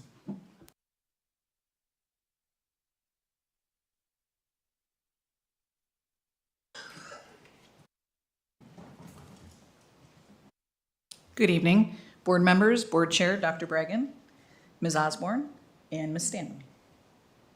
Tonight, I'd like to talk to you about some changes that we're going to move forward with and make to our summer feeding programs, which will help to expand more access and in some creative ways, just expanding meal access in general to our students. So the dates that you see there, our summer school is June 2nd through June 26th. Montgomery Central is a little bit shorter. They're the 2nd through the 18th. And typically what we have done is the traditional model, which is all of our schools offer free breakfast and lunch to all of the students that participate. And then that is a billable charge that the food service charges back to the school board. The new model that we are going to endeavor on is we have 8 of our schools that qualify for the summer food service program, SFSP. And there's also another program called Rural Non-Congregate. And what that program does, I'll get a little bit more into that in another slide, but it's based off of free and reduced percentages. To qualify for both programs, you have to have 50% or more. And then it also takes a look at area eligibility to help to try to expand these benefits as far out as possible. So those following 8 schools are who has qualified. So Eastmont Elementary, Price's Fork Elementary, Shawsville, Falling Branch, Montgomery Central, Bellevue, Christiansburg Elementary, and Christiansburg Primary. The following schools that will continue to operate under that traditional model where the kids eat for free and it is billed back are those following 8 there: Harding, Christiansburg Middle, Blacksburg Middle, Margaret Beeks, Gilbert Lincas Elementary School, Kips, Auburn Elementary School, and Auburn Middle School. So the Summer Food Service Program, or what is now being called Sun Meals. So qualifying summer school locations can claim all of the meals that we serve to the children.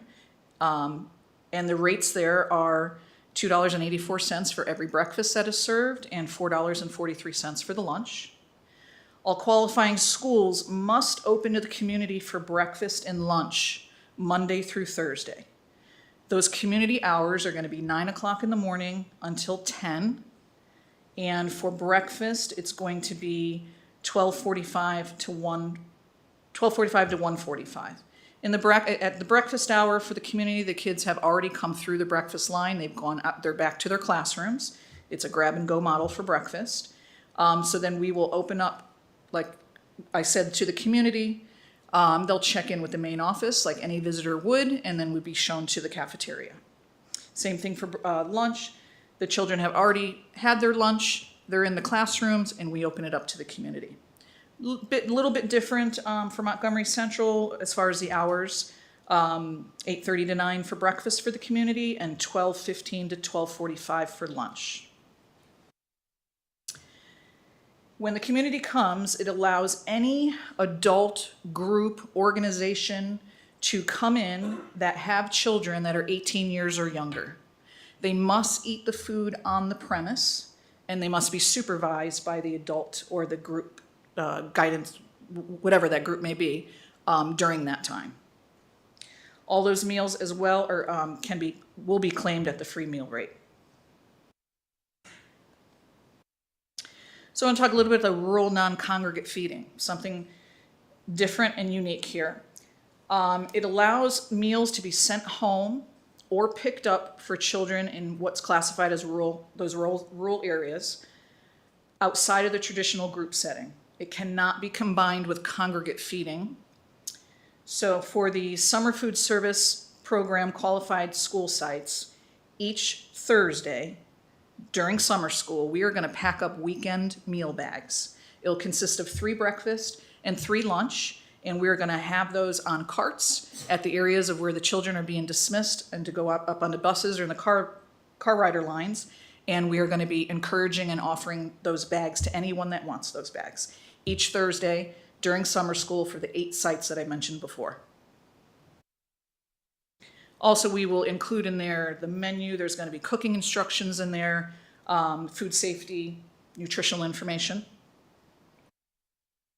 So what happens when summer school's over? Because it's only for that month of June, pretty much. So what I looked into was this rural congregate. How can I qualify some sites and then maybe turn those into pickup sites? And through the work with the VDOE, we went through quite a few exercises. We identified the 3 sites that would qualify for this will be Christiansburg Elementary School, Bellevue, and Shawsville Middle School, trying to spread it out the best we can through our community. And so for 4 consecutive Mondays in July, we are gonna open up those sites, and the hours are actually going to be 11 until 1 o'clock for the pickup times. And anybody can come and receive a week's worth of meals on those 4 Wednesdays, 7 breakfast and 7 lunch. Children do not need to be present. It's kind of almost on an honor system, but it's just a way to reach out to the people that truly have a need or can use some help with groceries, basically, and getting through the week. We will simply just ask for the names of the children and the ages. They don't have to, it's not just for Montgomery County children. It can be children from anywhere, and anyone, it could be somebody visiting. If the child is 18 years or younger, can come and pick up these meals.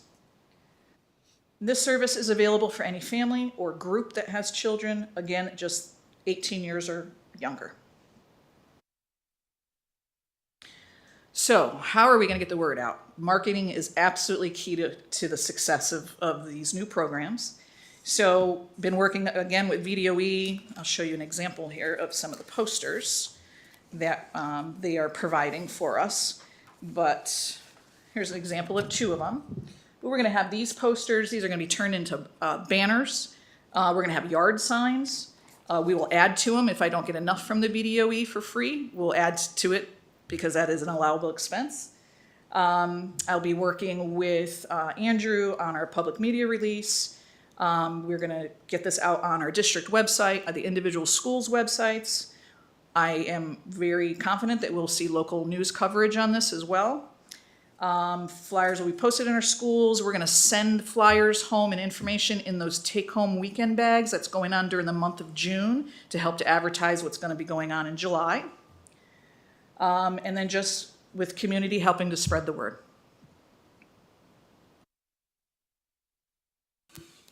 Questions? Great, thank you for that presentation. Outstanding.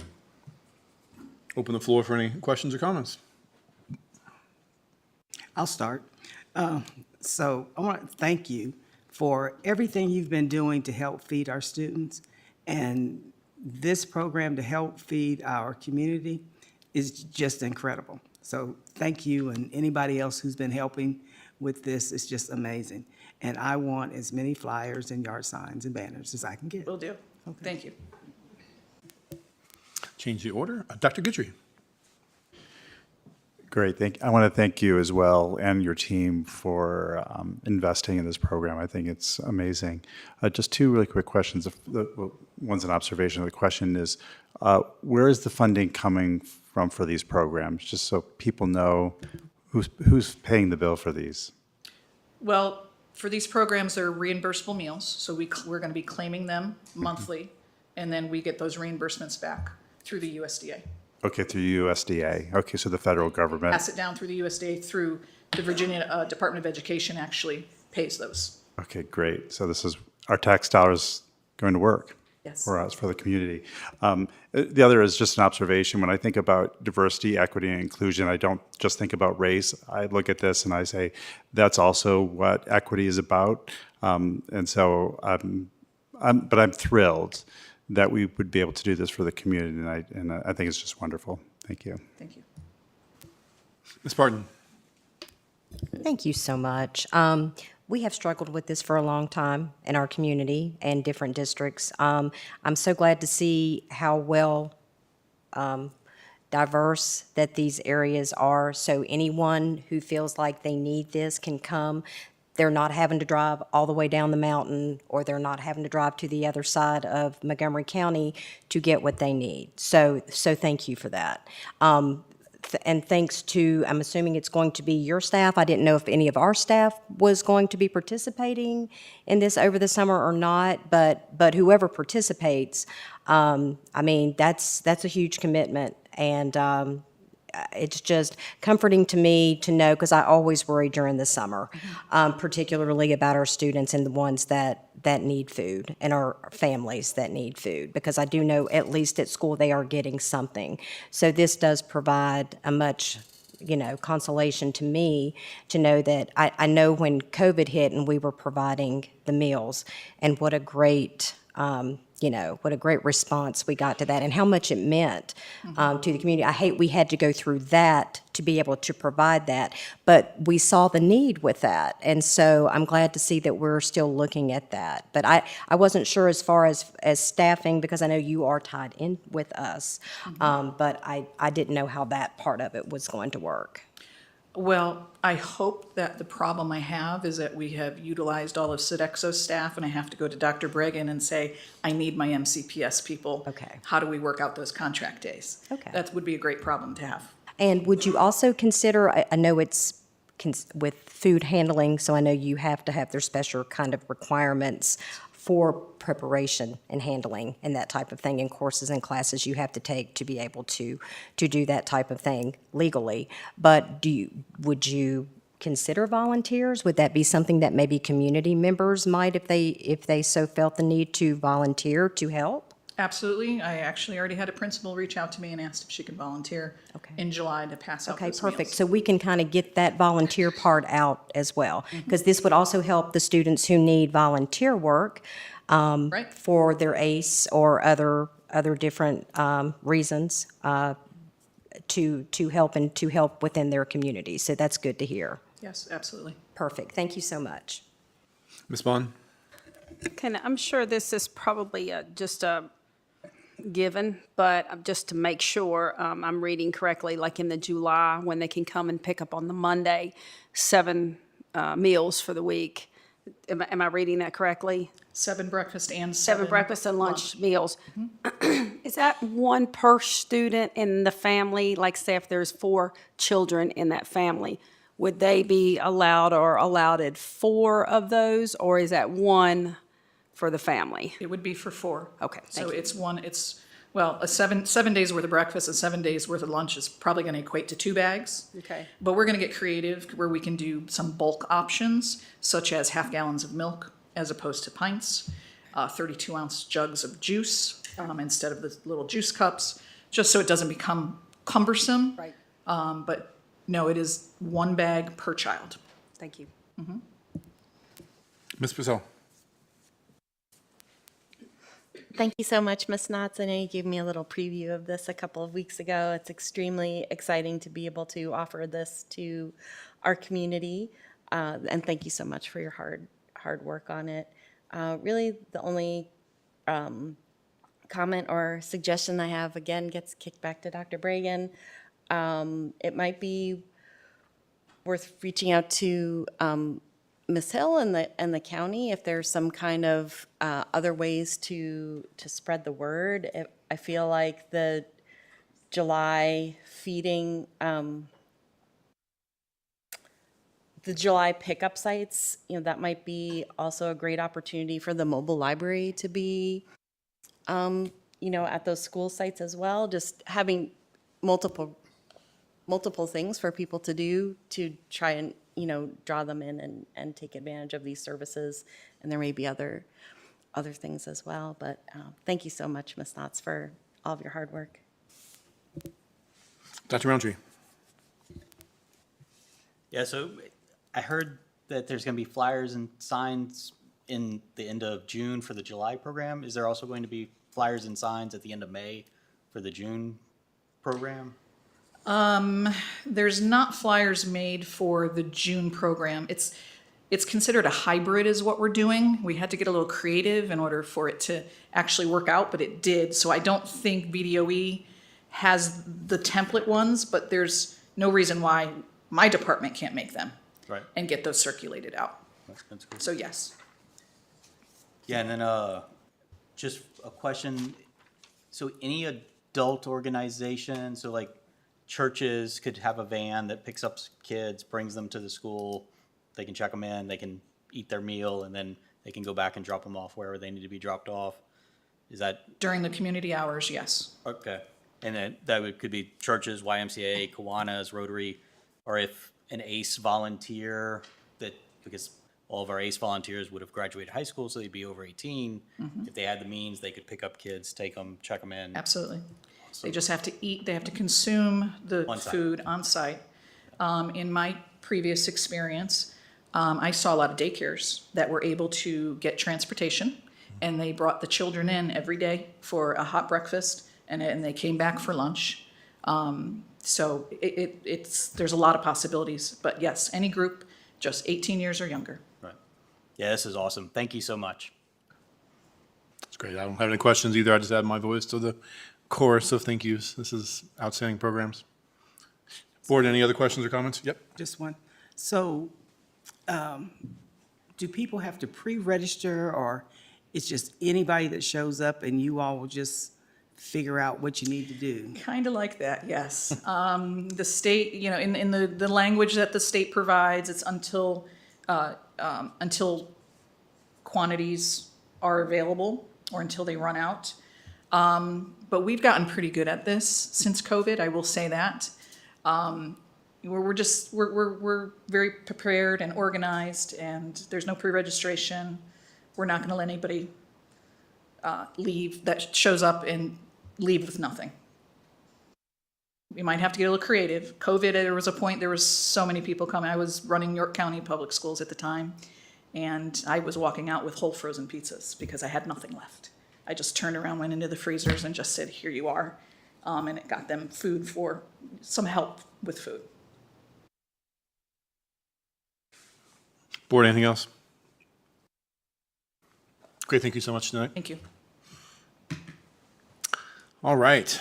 Next up, the 2025-26 Strengthening Career and Technical Education for the 21st Century Act grant application is presented for approval. This was first presented on April 15th, 2025 for a first read.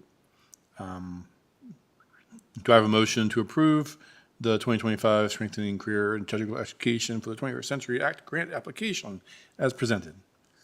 Second. Ms. Franklin and Ms. Bond. Any discussion?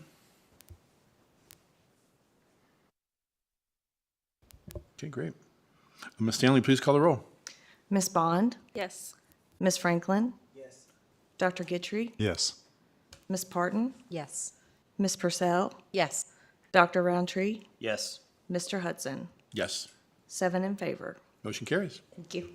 Thank you. Next up, the secondary ELA textbook adoption was presented on April 15th. For a first read, Dr. Lori Comer, Director of Secondary Education, is available for questions if needed. Do I have a motion to approve the recommended textbooks for ELA grades 6 through 12? Is that what I'm supposed to read in there? As presented. So moved. Second? Dr. Roundtree and Ms. Purcell. Any discussion?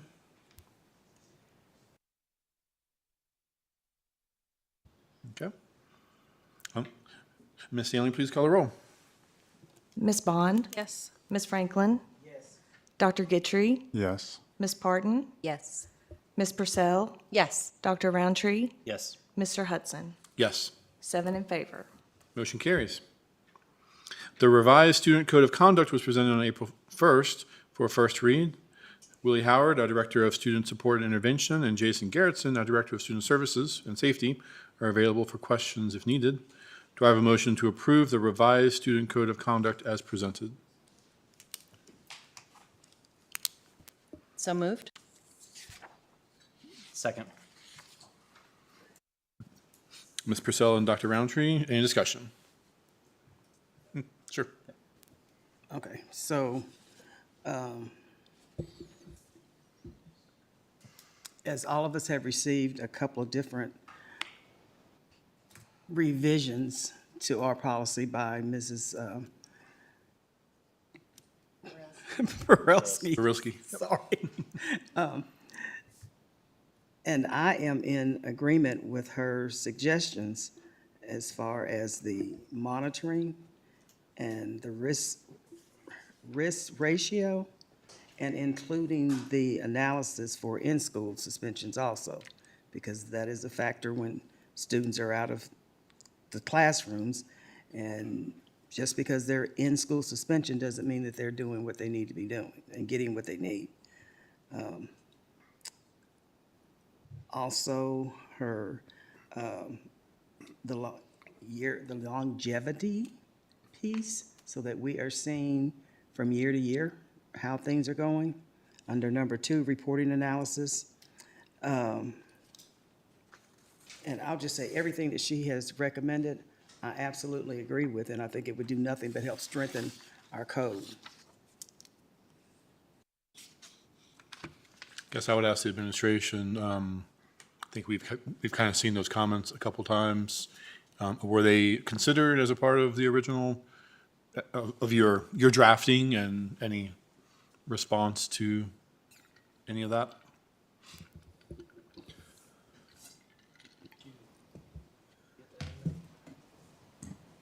Yes, we did receive the email. We have had some conversations about it, but based on what we had here, this is what we had shared.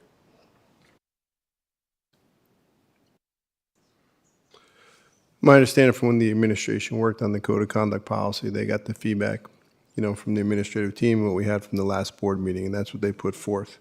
I don't think they included the stuff in that email. You as a school board, you guys oversee policy. If you want to all include it, that's the discussion, and if 4 of you say you want it, then we put it in. Okay. So I guess we have a motion and a second on the floor. Is there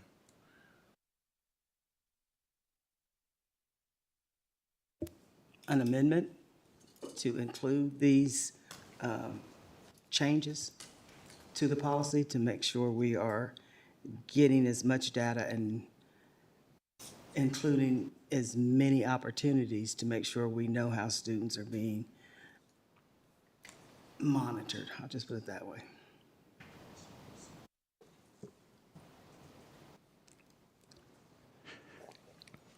So that would need to be a friendly amendment to the current motion and second? Yeah. Yeah. If you want. I accept Ms. Franklin's amendment. I'm also in agreement with putting the matrix on the website just for transparency reasons. Dr. Roundtree?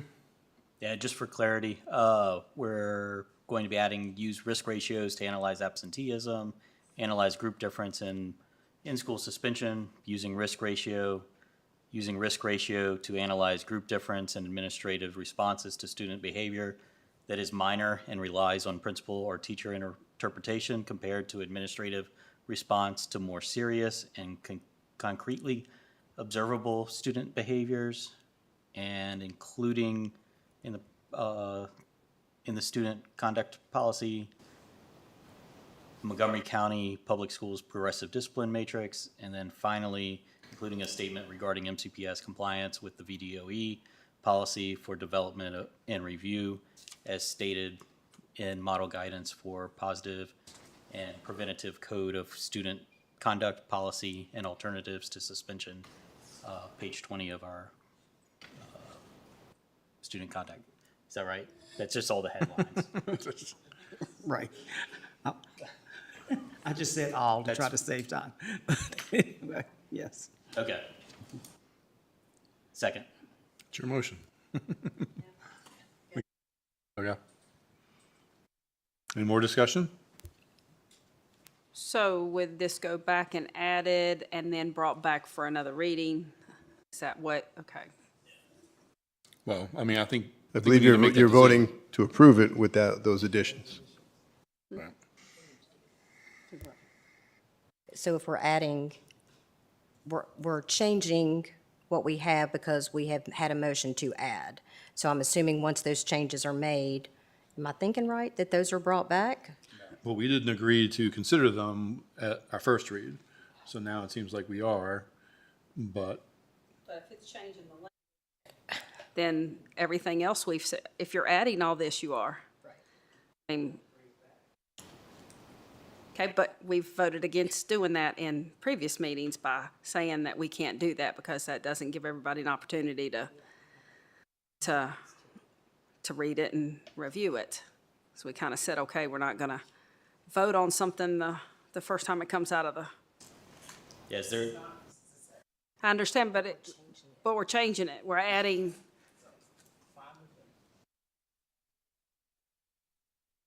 I'm just saying that. that's on, So I'm not saying I'm opposed to anything, but I would like to read over just to make sure that I've got clarification.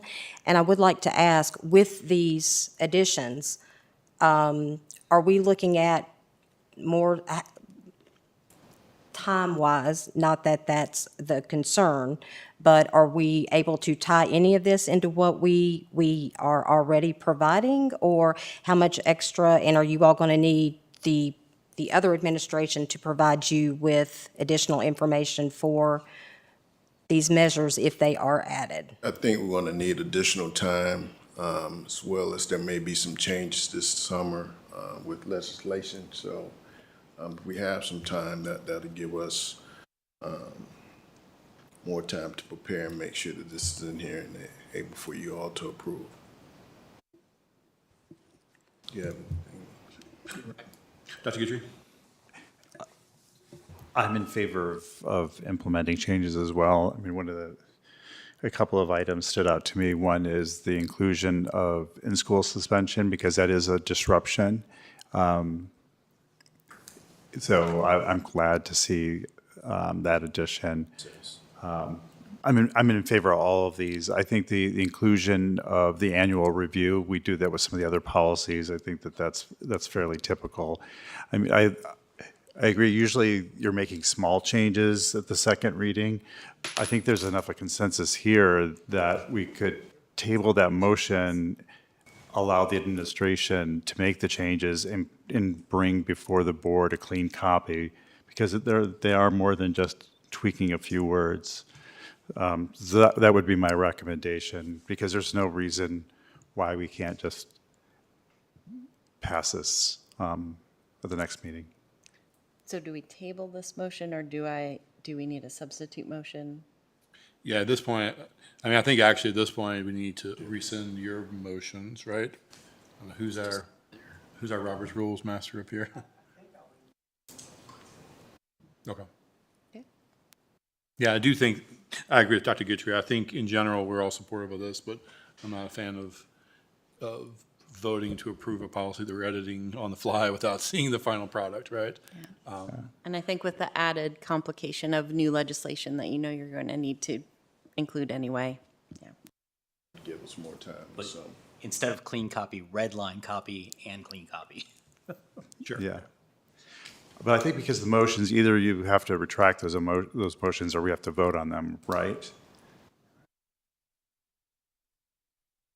Well, if there's a motion that's been seconded, you've got to act on that motion, my understanding.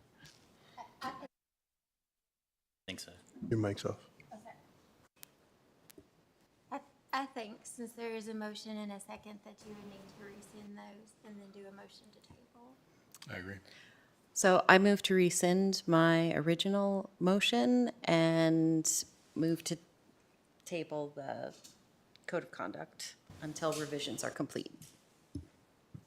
Dr. Roundtree would need to concur as a second. Okay, so we have a motion to table. Do we have a second to table? So moved. Okay. Any further discussion?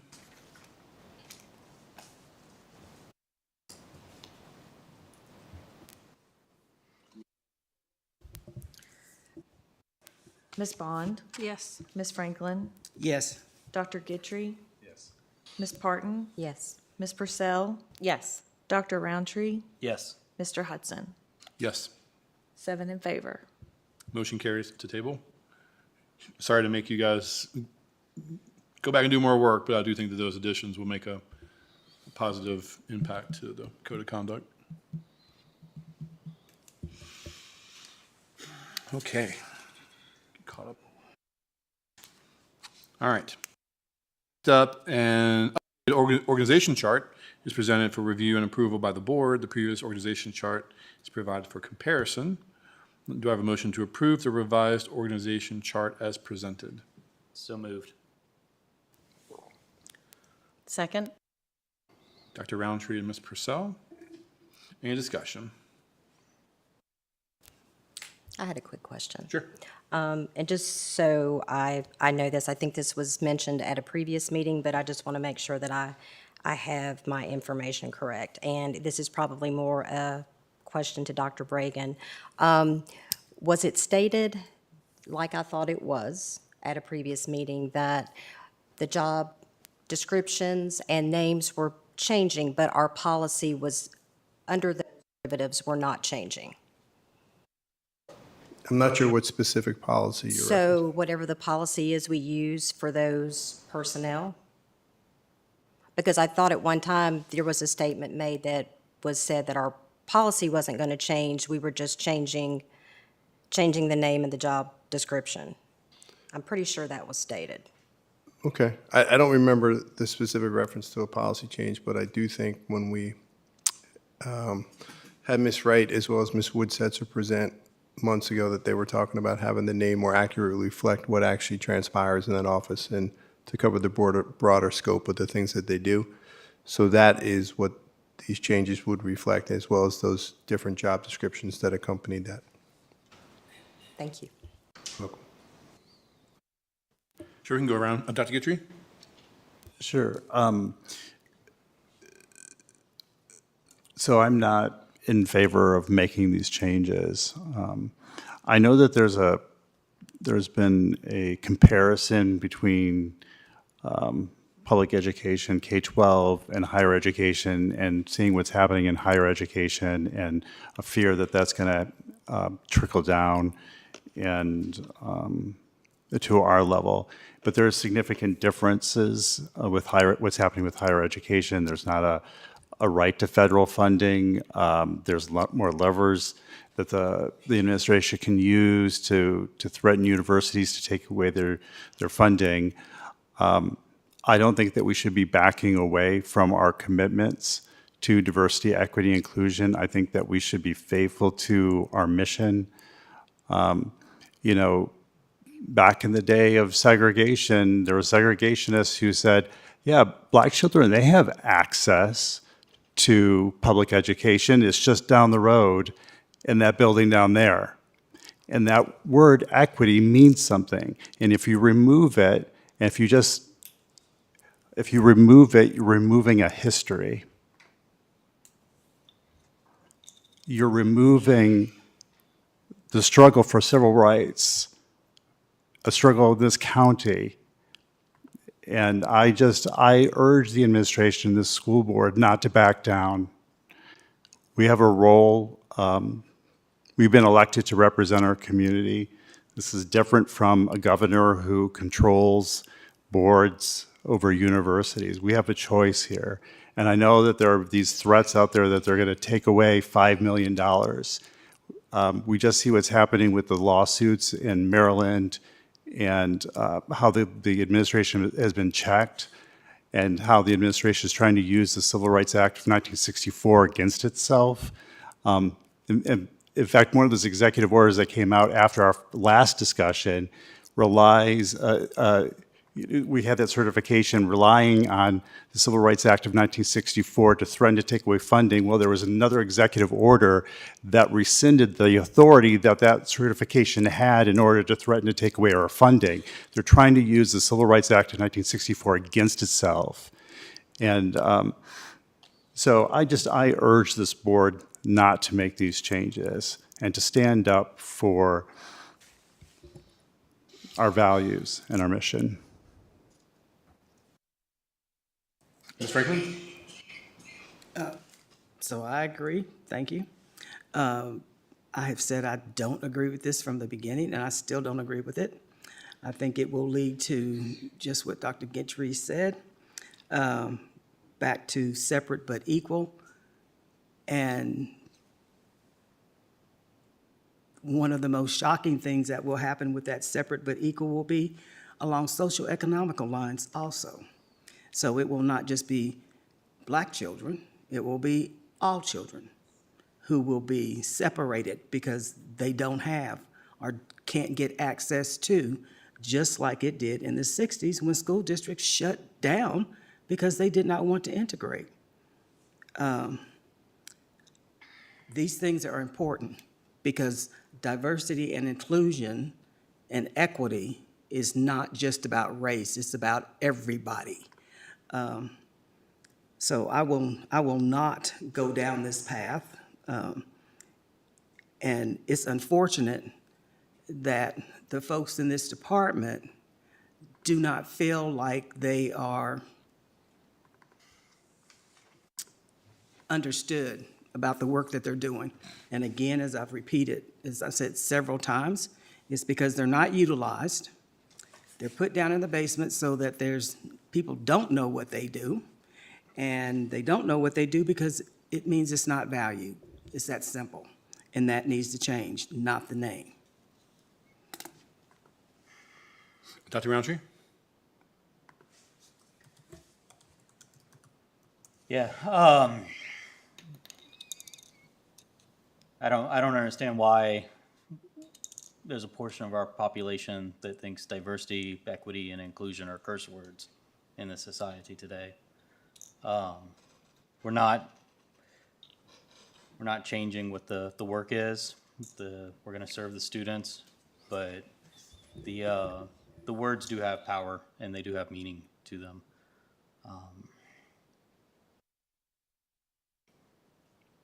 Yeah, I'm for continuing to keep the names of our directorships. Ms. Purcell? Like I said last time, I am happy to honor the request of Ms. Woodsetzer and Ms. Wright and change the titles to better reflect the work that they do for our community. Ms. Bond?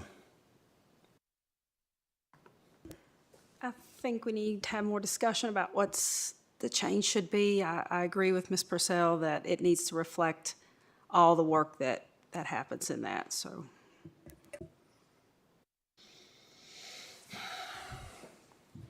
I guess I'll chime in. I mean, certainly I also respect the wishes of our administration. I remember the presentation. I thought when it was originally presented to us, it was meant to broaden that program, not to constrain it. And certainly, I think it's kind of spiraled into other rationale as, you know, the world has evolved here. But, you know, I mean, we're not changing our mission and beliefs in this process. We're not changing our strategic plan, right? Those things are still there. And I will continue to fight for those, as I think most of the board will. I mean, I think we have to acknowledge the world that we're in right now. Who's going to apply for that job? Who's going to apply for a director of equity in the state of Virginia right now? I think our staff are worried about even posting that job right now. I mean, I think we got to be realistic. I mean, I'm not in favor of it either, but I think if we're going to continue to do the best for all of our students to, again, this isn't just about racism and the things that have been portrayed, and there's a lot of equity needed across our division. We talked about a lot of that tonight when talking about access to food and access to medical services, right? Like, I think that these, you know, we need to continue to prioritize that, and I don't know how we fill that position if we don't adjust our org chart to match reality, but that's my opinion. We have a vote and a second on the table. If we don't agree with it, then I guess we're keeping it as is. I guess we'll have to discuss. So, Any more discussion? yes. So, when we removed those words, it wasn't that long ago that the word diversity began being used in this district. And when we start changing those words, we may say we still have the same policies, we still have the same goals and missions and whatever, but slowly, I'm telling you, they will start to erode. those words will be challenged and those words will go away too. When it comes to feeding people, it's a whole different ballgame, because I guarantee you, there are people in this community, if they could, where the food for these people would be over here and the food for these people would be over here, just like it was before. Because unfortunately, equity and diversity mean something different to some people. I lived through segregated schools and what it was like to integrate and having to battle just to be seen, more or less to be educated, because we don't want to use those words. So, yeah, we can say it'll be hard to fill a position, it'll be hard to do this, whatever, but it's so much harder to put these words back once they go away, because it was hard to get them there. Can I ask a question? I thought that we had received a follow-up document from the office, and they wanted to add equity back into the title. And in that document was a Google Doc, and there was comparisons made to the universities and how they're changing names, and some of them are removing those offices. And did we receive a Google Doc like that? I thought I saw something. I'm not familiar with what you're talking about, Dr. Guidry. We did share something I got from the Office of Diversity and Equity about what was happening around the state and the divisions that had changed their names, and some of the people that were in the listserv that are no longer there, the positions are there, or the names have been changed or removed. If that's what you're referring to? Yeah.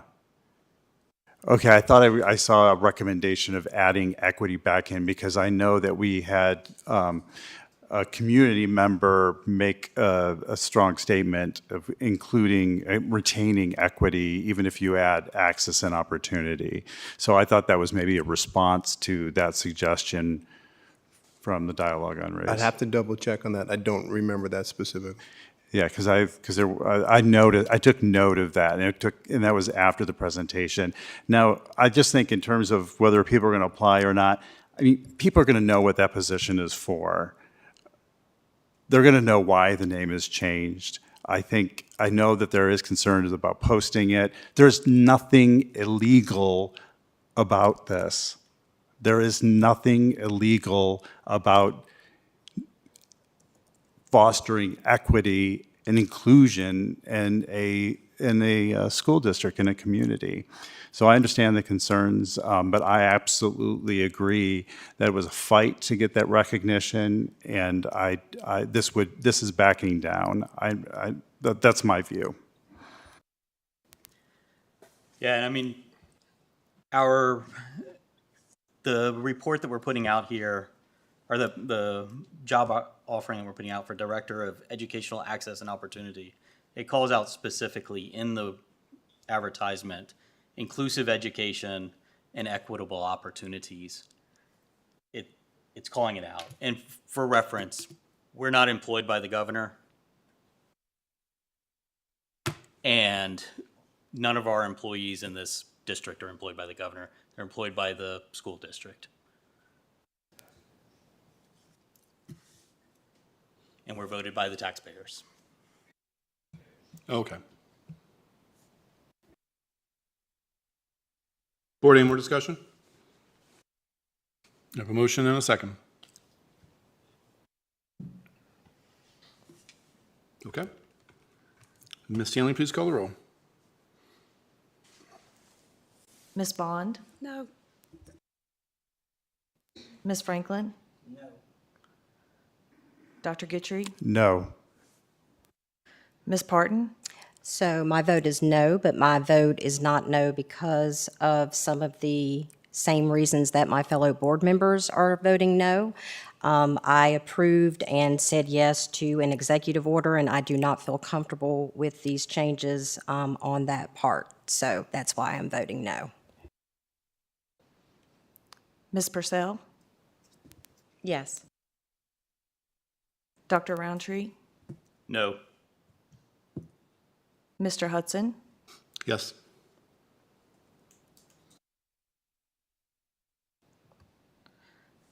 2 in favor, 5 opposed. Motion fails. All right.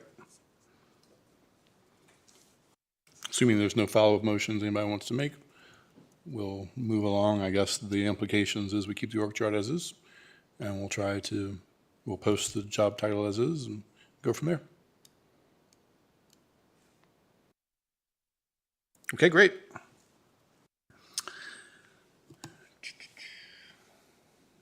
Where are we? All right, next up, Jennifer Wall, our Administrator of Mathematics Curriculum, will present the work of the Mathematics Textbook Adoption Committees along with their recommendations. This is presented as a first read and will be brought back for a vote at the May 20th school board meeting. Okay, thank you. To get used to using this as a mouse. Do you want the mouse?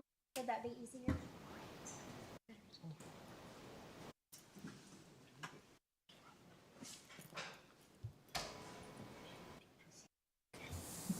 Good evening, Chair Hudson, members of the board, and Dr. Bragan. I'm here to share the work of our Math Textbook Adoption Committee, which mirrored that of our Secondary ELA Adoption Committee.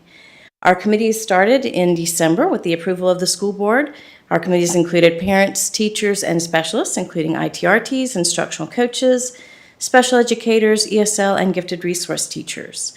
We expected to have a list of materials to work with in December. However, the Virginia Department of Education instead opened a third round of reviews, so we did not receive our list of materials until late February.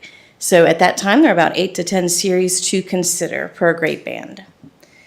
So we held our first meeting in early March, and our committees looked at all of the series that were being presented to the Board of Education for approval.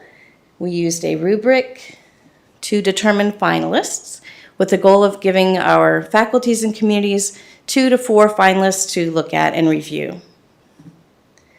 So at the end of our first meeting, we were able to do that. Find my,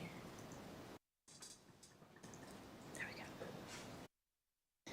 And our elementary team came up with 2 finalists for Kidam Virginia Math and Great Minds Eureka. Our middle school identified 3 finalists, Envision Mathematics, Kidam Virginia Math, and MathSpace Virginia.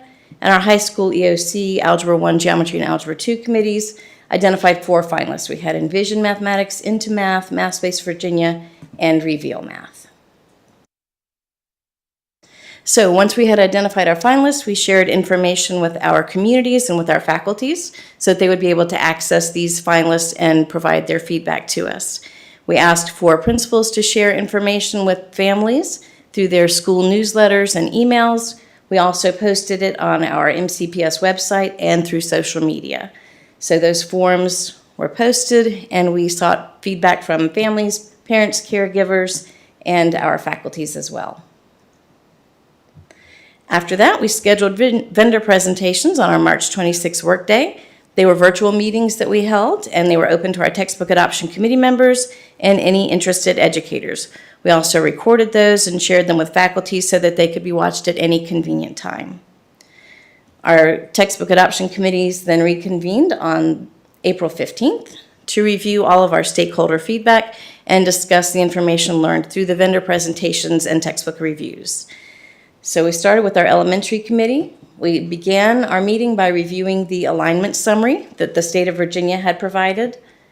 We did not have this when we had our first meeting in March, but it was available to us shortly thereafter, so we shared it with committee members, and then we reviewed it at our meeting. So the Department of Education committees looked at each of the series, and they aligned with our state standards and identified the evidence as being adequate, limited, or no evidence. So we looked at that first.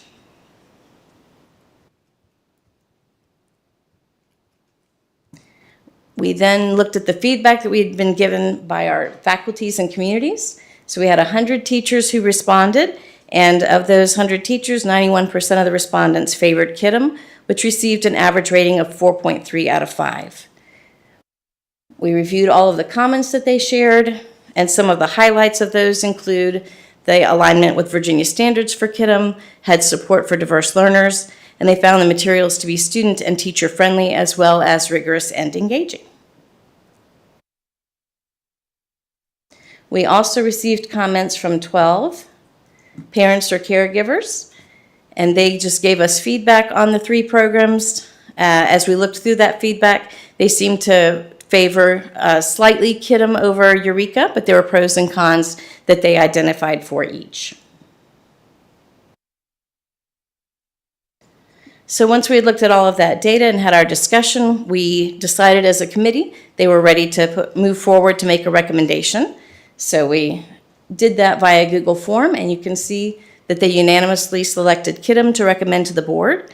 Some of the rationale included, they looked at the stakeholder feedback. They felt it was very positive for Kiddom. There was a strong alignment with the Virginia standards. There was an ease of use, accessibility for all learners, and they found the resources to be engaging.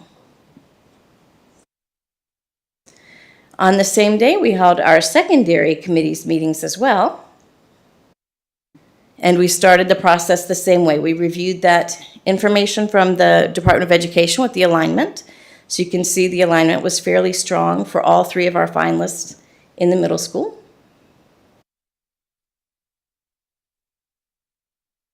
And for this, we had 20 teachers who provided feedback to us on our middle school math finalists, which is Math 6 through Math 8. Of those, 80% favored math space, which received a rating of 4.55 out of 5. And some of their rationale included the alignment with Virginia standards. They found it to be an easy interface to navigate, and they liked the fact that there were opportunities for students to show their work and get step-by-step feedback through the program. We also received feedback from 3 parents or caregivers, and you can read their comments there. They indicated a preference for either Envision or Math Space.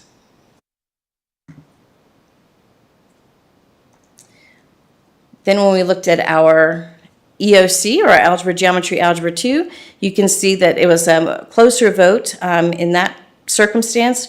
We had 47.8% of our 23 teachers who responded favoring Math Space and 43.5% favoring Envision, with about 9% favoring the Reveal Math. So the pros that they identified for Envision included a variety of resources, adaptability of the platform, adaptive practice for students. They found it to be supportive for diverse learners and have interactive lessons. Those that favored Math Space identified pros as the SOL correlation was strong, customizable digital practice, a nice large question bank, and there were helpful videos for families. One thing we also noted was that teachers who teach both middle school math courses and Algebra, Geometry, and Algebra 2 voted to have the same resources for both. Whether they voted for Envision or Math Space, they did not wish to have a different platform for the middle school and the EOC. We had 6 caregivers who responded to our survey, and their feedback is here as well. Of those 6, we found that the feedback was more positive for Envision and Math Space than our other 2 finalists, and probably Math Space had a little bit of an edge with 3 people stating a preference for it and not having any negative feedback. So once again, we checked with the committee to see if they were ready to move forward with the recommendation or if they required additional information. They said they were ready to move forward with a recommendation. So for our middle school math courses, our committee recommended with a vote of 91%, the Math Space, and the rationale included strong alignment with Virginia standards, student-friendly resources, and the stakeholder feedback they felt supported a choice of Math Space. For the Algebra, Geometry, and Algebra 2, 75% of the committee members voted to recommend Math Space, with the rationale including consistency with the middle school program, correlation with our standards, ease for students and teachers, robust and level practice items, and the step-by-step feedback for students. Those who supported recommending Envision identified its adaptability, resource variety, and support for families as strengths.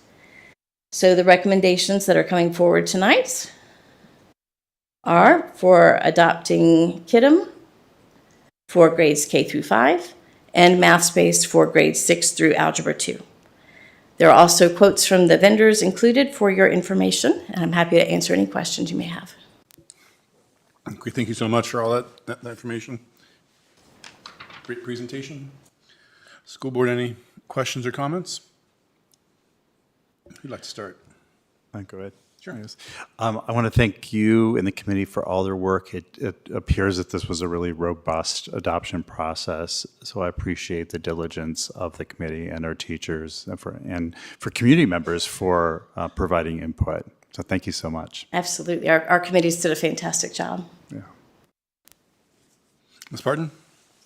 So thank you. I know this was a lot of time for everyone that was involved who sent their suggestions, took the survey, took the time to go through it. Math is hard. So, our kids, that is, as we have seen, one of the areas that we do struggle with as far as our percentages and wanting to try to get those percentages back up to where they need to be. So I do think that a straight-through curriculum, if it is most beneficial from leading from the middle school to the high school, would probably be a smoother transition for students. And it looks like there was an overwhelming response that favored I believe it was the math space. So I think our professionals who probably know math a whole lot better than I do know, but I am very appreciative for the time and work, and especially for our community to take the time in it, because it's hard sometimes. We want to get community feedback and want to get a feel, but it looks like we got some good community feedback on this one. So I'm glad to see that we had that collaboration with them, and I think that it looks like everything is in line to move order with math space, and then for the kiddom with the K through the middle, or not the middle, but the kindergarten through K five. through five, yes, thank you. So is there, I did have one thing. So does kiddom, does any part of that feed into the math space? Is there any correlation or overlap there? Or would there be, or is it basically because I know it's probably not a huge deal if it isn't, because you're going from a very basic math to a more advanced math. But I didn't know if there was any correlation, and if it was in there, my apologies. But I didn't know if there was any correlation with KIDM and the one for these secondary programs. The only correlation would be that they both address the standards well. Okay. Math Space is only a 6 through Algebra 2 program, so there wouldn't be an opportunity to use that in elementary. Okay, perfect. Thank you so much. Thank you. Ms. Bond? Well, I give kudos to all those who are blessed with great mathematical skills. That's why I have an accountant. Thank you so much for your hard work and time, and I will leave it up to you guys. Awesome. Ms. Parton, Ms. Purcell, sorry. Again, I echo the sentiments of my fellow board members. Thank you for the time and diligence in the ensuring that this was a really thorough process, and then also just making sure there was so much consensus among the committee that just, I think that really helps to set the teachers up for success and be prepared over the summer. So thank you so much. Thank you. Dr. Roundtree? Yeah, thanks for all the work with this. I had an opportunity to go through and do some of the example lessons in the different grade levels. I wish that when I was in school, we had computerized math courses that you could get feedback from very quickly. These are great programs. I think they'll serve our children well. Thank you. Great, thank you. Of course you went in and tried some of the problems. That is unshocking to me. Ms. Franklin? Okay, I'll just say thank you also. Math seems to be less controversial than English. Knock on wood. But I guess it's that defined. Is this or is that, right? So thank you all again, and appreciate the hard work. Okay, thank you. And I'll just echo the thanks as well. This is a great presentation. Clearly a lot of work that went into this, and the feedback from the community is outstanding. So thank you so much. Thank you. Board, any other questions or comments? Okay, great. Thank you so much.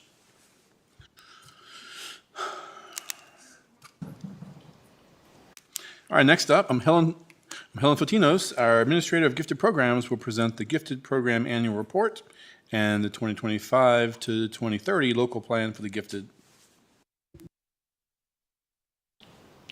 Good evening, Chair Hudson, members of the board, Dr. Bragan. Thank you for your time this evening. I do have 2 agenda items for you, so I'll go through one first half of the presentation, pause for questions, then go through the second half, if that's okay with you.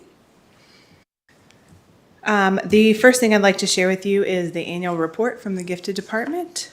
Based on the requirements From the 2020-2025 gifted plan, I have some information to share with you. The first thing I'd like to share is a report on the screening and selection process for gifted services for this year. There's a lot of information here, so I've tried to break it up into 3 different slides so that you can actually read it. When I first put it on there, I had to put my glasses on. So we currently have 2 different, thank you, Laura, you could borrow them. We have 2 different screening periods currently, so I've broken it up into the fall and the spring. In the fall, we generally just look at 2nd grade students, so that's why the numbers are a little bit smaller here. And then Dr. Roundtree asked me to add the standard deviation. Dr. Roundtree, I'll admit that I had to do a little bit of quick learning on that. It's been a minute since I've taken a statistics class, so thank you for that opportunity. I did not include the mean because I was still doing the learning. So if you have questions about the mean, I have them written here and I can provide them to you later. On this screen is just the total number of students screened and identified throughout this school year, so you can see that number.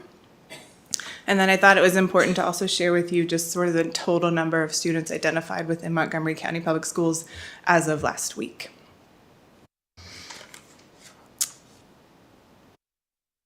We flagged 166 students for referral, and you eagle-eyed math people will notice that that is slightly larger than the number of students on the previous screen. That is because this number includes students who transferred into Montgomery County that had a gifted identification from their previous school. So we had 12 students that came to us from somewhere else, and they just get flagged in our system as being referred because we put them through a transfer process. But we had 1 student that was identified this year with an IEP. And then we have 14 students receiving ESL services, and then you have a breakdown of the ethnicity of the students identified. The gifted annual or the gifted plan also asks that I share with you information about the total enrollment of students in secondary classes that are enrolled in honors or AP or DE classes versus just the regular. It is a large spreadsheet, so I didn't try to pull snapshots from that, but I have that linked here for you as well. It also asks that I provide information to you about professional development. This is a part I'm particularly proud of. We do provide annual training to all K-8 teachers because they are part of our referral and screening process. They fill out something called the HOPE scales. We also provide targeted professional development to our cluster teachers twice a month. So that is 82 elementary school teachers and 51 middle school secondary teachers. And then this year, I had the opportunity to provide professional development to any teacher who wanted to participate on our 3 teacher work days. So I have here the topics that we covered. And we had a total of 80 people, or 80 people signed up. So some people came more than once, so it is double counting, but 80 times people came in and participated in these.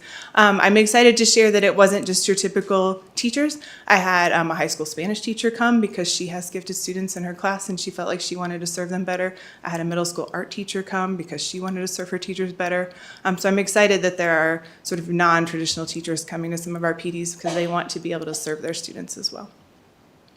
And then the other thing I'm proud of that our staff participated in this year is some new initiatives in an effort to reach as many students as possible and provide as equal footing and equitable access. Every first grade student, so 626 students, received 2 lessons a month in their classrooms from a gifted resource teacher on critical and creative thinking skills. So those are the kind of lessons that they would encounter in the 2nd grade when they go through a screening process, so that everyone has sort of a level playing field. Everyone's getting to participate in those kind of lessons.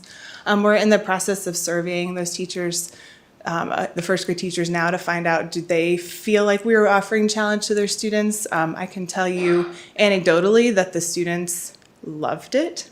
I spent a lot of time at KIPS in the fall because our GRT there was on maternity leave. And when I would walk into the classroom, the children would be like, the thinking lady is here. And they would stop everything and be excited about the lesson. So I feel like anecdotally I can share with you that it went well. We're saving all of their data for next year so that we can kind of compare and contrast.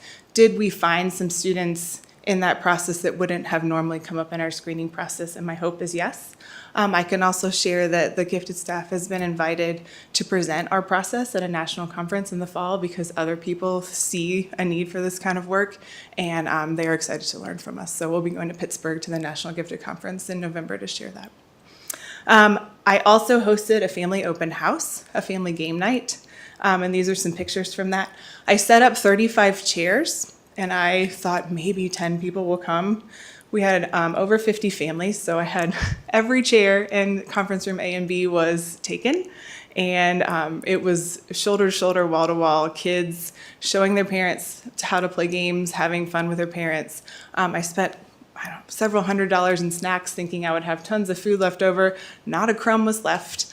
And we had to sort of shuffle people out the door at 8:30 because they didn't want to stop playing our games. So any family of all in MCPS was invited. That was put out through Peach Jar, through social media, through principals. So we had a lot of families, not just gifted families, participate in that. And then finally, I instituted something called family onboarding. So when our new families were identified as gifted, I had a 1-hour Google Meet with those families, and I also recorded it so that families that couldn't come could be informed about what it meant to have a gifted child, and also what gifted services would look like for those students. And I had 35 families come to that. Had a really positive feedback from that. So we'll be doing that again in September for all families to come and to get some learning on what it means to be a parent to a gifted child. And just a reminder that these are the items shared by Mrs. McGee in December from the local plan and the requirements that the Gifted Advisory Committee is asked to share. So I'll pause there. That's the end of agenda item 1, and entertain any questions that you have. Okay, thanks for that presentation. Yeah. School board, any questions? Questions or comments before we move on? Yeah, thank you for the presentation. And the additions of the percentages for the various schools. So there's definitely some wide percentages of students in the different schools that are identified as gifted and that are in the gifted programs. Are those students generally identified by parents or by teachers? What's the method of identification that's most prevalent? Most of our students come up from our screening process, so that's sort of twofold. One, every classroom teacher fills out something called the HOPE scales. That's an 11-point scale that they rate each child on from 1 to 5 on different sort of social and academic generalizations about gifted students. And then we norm that data to that building. So we're trying very hard to compare community to community. That's not a nationally normed scale. We also use MAP. So everyone 1st through 8th grade takes MAP. That is nationally normed, and that's an achievement data point. So we use MAP scores, we use the HOPE scales, and then every 2nd grade student does something called a planned experiences with the gifted resource teachers. So those are intentionally created activities that should elicit gifted sort of thinking and gifted behavior, and those are scored by a committee. So many data points. We also collect the VAL scores and any kind of other SOL scores, any school-based data. All of that gets put on a big spreadsheet, and I go to each school and meet with the GRT and the school principal, and we talk through every kid that shows up on that spreadsheet. So really anyone who's in the top 10% on any one of those tiny pieces gets put on the spreadsheet, and we speak about each individual student and say, does this child potentially require gifted services to be successful? Now, if a parent refers a child, they automatically get on the spreadsheet as well. I did look up today. We only had 13 parent referrals since last July. 16 parent referrals. 13 were from the Blackstone community, 3 were from the Christiansburg community. From those 16 referrals, 4 students were identified. But when I looked at their data from that initial identification process, those 4 students would have shown up on our spreadsheet regardless of that parent referral or not. So we do not get a lot of parent referrals. Every teacher gets to refer their children because they fill out that HOPE scale every year. From that school-based meeting, we then determine which students we think need further assessment, because again, we never want to take one data point. We send letters home requesting the permission for a parent from their parent or guardian to give them an additional assessment. Because again, I don't ever want to give a child an assessment the parent isn't behind. If they say yes, then we give them an ability assessment. So MAP is achievement based. What do you know? Then we give them an ability assessment. How does your brain work? So I'm not a psychiatrist or a psychologist. I can't give an IQ test, but I can give something commensurate to that. Then we take all of those students. Each kid gets a file. It's by this point half an inch thick with all that data. And we go to a county-based, district-based meeting where we have 4 different school-based principals plus all the GRTs. And we sit and look at each file, kid by kid. We talk about each kid and we kind of say, is there more data here that's saying yes or more data that's saying no? Or do we want more information? And sometimes the committee will say, there's a lot on each side. Can we get one more assessment? So we really take it very seriously because giving a child a gifted label or not giving a child a gifted label can profoundly impact their future academic success, right? We don't ever want to put a label on a kid that's going to harm them, but we don't want to prevent them from getting something. So that meeting takes all day to talk about those students. Then another letter goes home to the parent saying, your child has been found eligible for gifted services. Do you give us permission to serve your child? So. Yeah, thank you. Yep.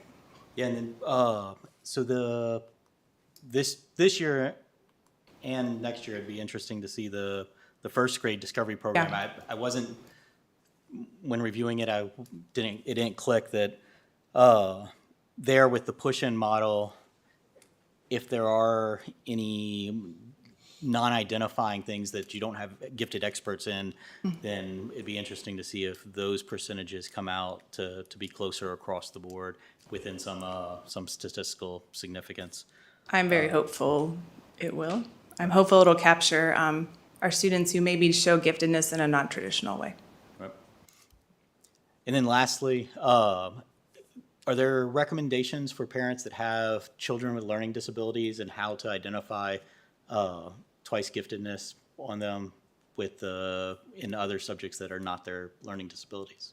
Yeah, so I mentioned it briefly at our open house. We have a parent guardian resource collection where I do have quite a few professional resources that I lend out to families. And I actually am working with Julie Ligon to try to come up with a way to, 1, better educate our families, and then 2, better serve our students. So all of those are sort of things that I'm continuing to work on. Thank you. You bet. Ms. Franklin? I appreciate your work and trying to be as inclusive as we can. It would be good information to have our gifted students broken down by our student groups so we could see, well, not just for this year, but overall. overall. Okay. Right. And I brought a pen to write down things to gift you. And the open house, glad there was so many people who showed up and you had to scramble. So transportation is always a concern for me when we have folks who just wouldn't be able to attend a wonderful open house like this. So have we thought about maybe doing them in the different communities so there's easier access, and maybe we would get some more interest from parents? Yeah, that's a really great idea. I did have one parent reach out to me and name that transportation was a struggle for her, and she wanted more information. So later that week, she didn't get to come play the games, but I did go to her and sit down and have a conversation with her. Like I said, I just didn't know who would show up, and so I'd much rather add places at the table than have an empty table. But it's certainly something I want to continue to do, and I think moving forward, it is clear that there is a demand for it. So maybe having 1 per 9 weeks in each of our communities would be how we move forward next year. Again, thank you for trying to do it. Yes, ma'am. To reach everyone we can. Dr. Guthrie. Thank you. Thank you. I I appreciate some of the changes that you've made in the department. I know with the professional development we talked about, I think that's wonderful. I saw that VDOE complimented the division on that, but also the K-2, the early, your efforts there. And that's a change because before it was like, oh, no, let's wait till second grade and third. So I know that's a cultural change in the division, so I'm happy to see that. I do have a few questions, but they're more about the plan and moving forward, so I'll wait for that part of the presentation. You bet. Thank you. Thank you. Ms. Barton? So I basically echo everything everybody said, and you have put a ton of work into this, and I know you've been working on it really hard, and I really appreciate that. And especially trying to get as many students as we can, and not only because I don't want any to be overlooked, but, you know, we've seen and heard students that sometimes I feel like maybe sometimes we have them in front of us, maybe because they're having issues or troubles at school because of educational reasons and maybe not so much some things. So, you know, that might be some things we can think about looking at too. And I do appreciate, actually Dr. Roundtree hit on something that I had actually thought about, and that was if students show a higher rate of educational reasoning in one subject, but maybe not another, to fully encompass them as a gifted child.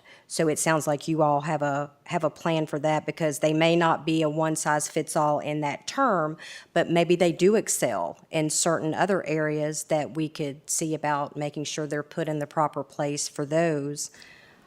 Absolutely. So we do have twice exceptional students in our program. I can think of two that are in fifth grade right now that have an exceptionality in one area and a labeled disability in another. And myself and the GRT at the elementary level are working really hard with their middle school principals and making sure that those students are placed thoughtfully so that they are seen for their positive strengths and then supported for the areas that they need. So that it's definitely at the forefront of our mind. It does present a challenge when identifying, because sometimes, you know, in the wash, it looks kind of average, right? And so that's why we try so hard to have so many different types of assessments to really pull out those areas where they might actually be gifted. We also, if a parent, I've had the special ed staff come to me and say, like, in special ed testing, this child shows a deficit in area A, but look at their testing in area B. We can use that information. We don't have to retest them. And that so more than once we have used, you know, a child's qualifications for an IEP to also label them gifted. Right. It's a small percentage of our students. It's not, you know, very prevalent. I do like the fact that you're thinking outside of the box on that, though. Yeah. So I'm really happy to see that, because, you know, I have always kind of felt like before it's like, okay, you have to be like an excellent student all the way around to even get considered. So to hear that you all are thinking about trying to distinguish students on those type of capabilities is really promising. And I did have one more thing that you kind of touched on. So what if we don't find out till down the line that we have a gifted student that we didn't identify? How do you go about fixing that? So we look at every student K-8. So I have students that have qualified in first grade at the end of kindergarten. That is very rare, but students that qualify in first and second grade, but we continue screening them all the way through 8th grade. And so we have students on here, you can see, it's not a lot, but you can see we did look at 2 students at CMS and 13 students at Blacksburg Middle School, and we identified all of those students. So gone are the days, I don't know, when I was in elementary school, we all took one test in second grade, and then the top 15 kids got to go to the gifted program forever and ever, amen, and no one else was invited. That is not appropriate. And you hit the nail on the head with that, because I was going to say, sometimes I have heard some teachers say they're excelling this year, but then later on they might not be up to where they would be considered for that, or maybe they didn't hit that this year, but 2 years later they have hit it. When I was working at Margaret Beeks, I can think of one very specific student. I could just see it in her eyes. And I tested her in first grade. I tested her in second grade. I finally got her in 4th grade. You know, like something in her brain finally clicked, but I was like, I'm not giving up on you because I can see it. You're just not showing me in that one data piece.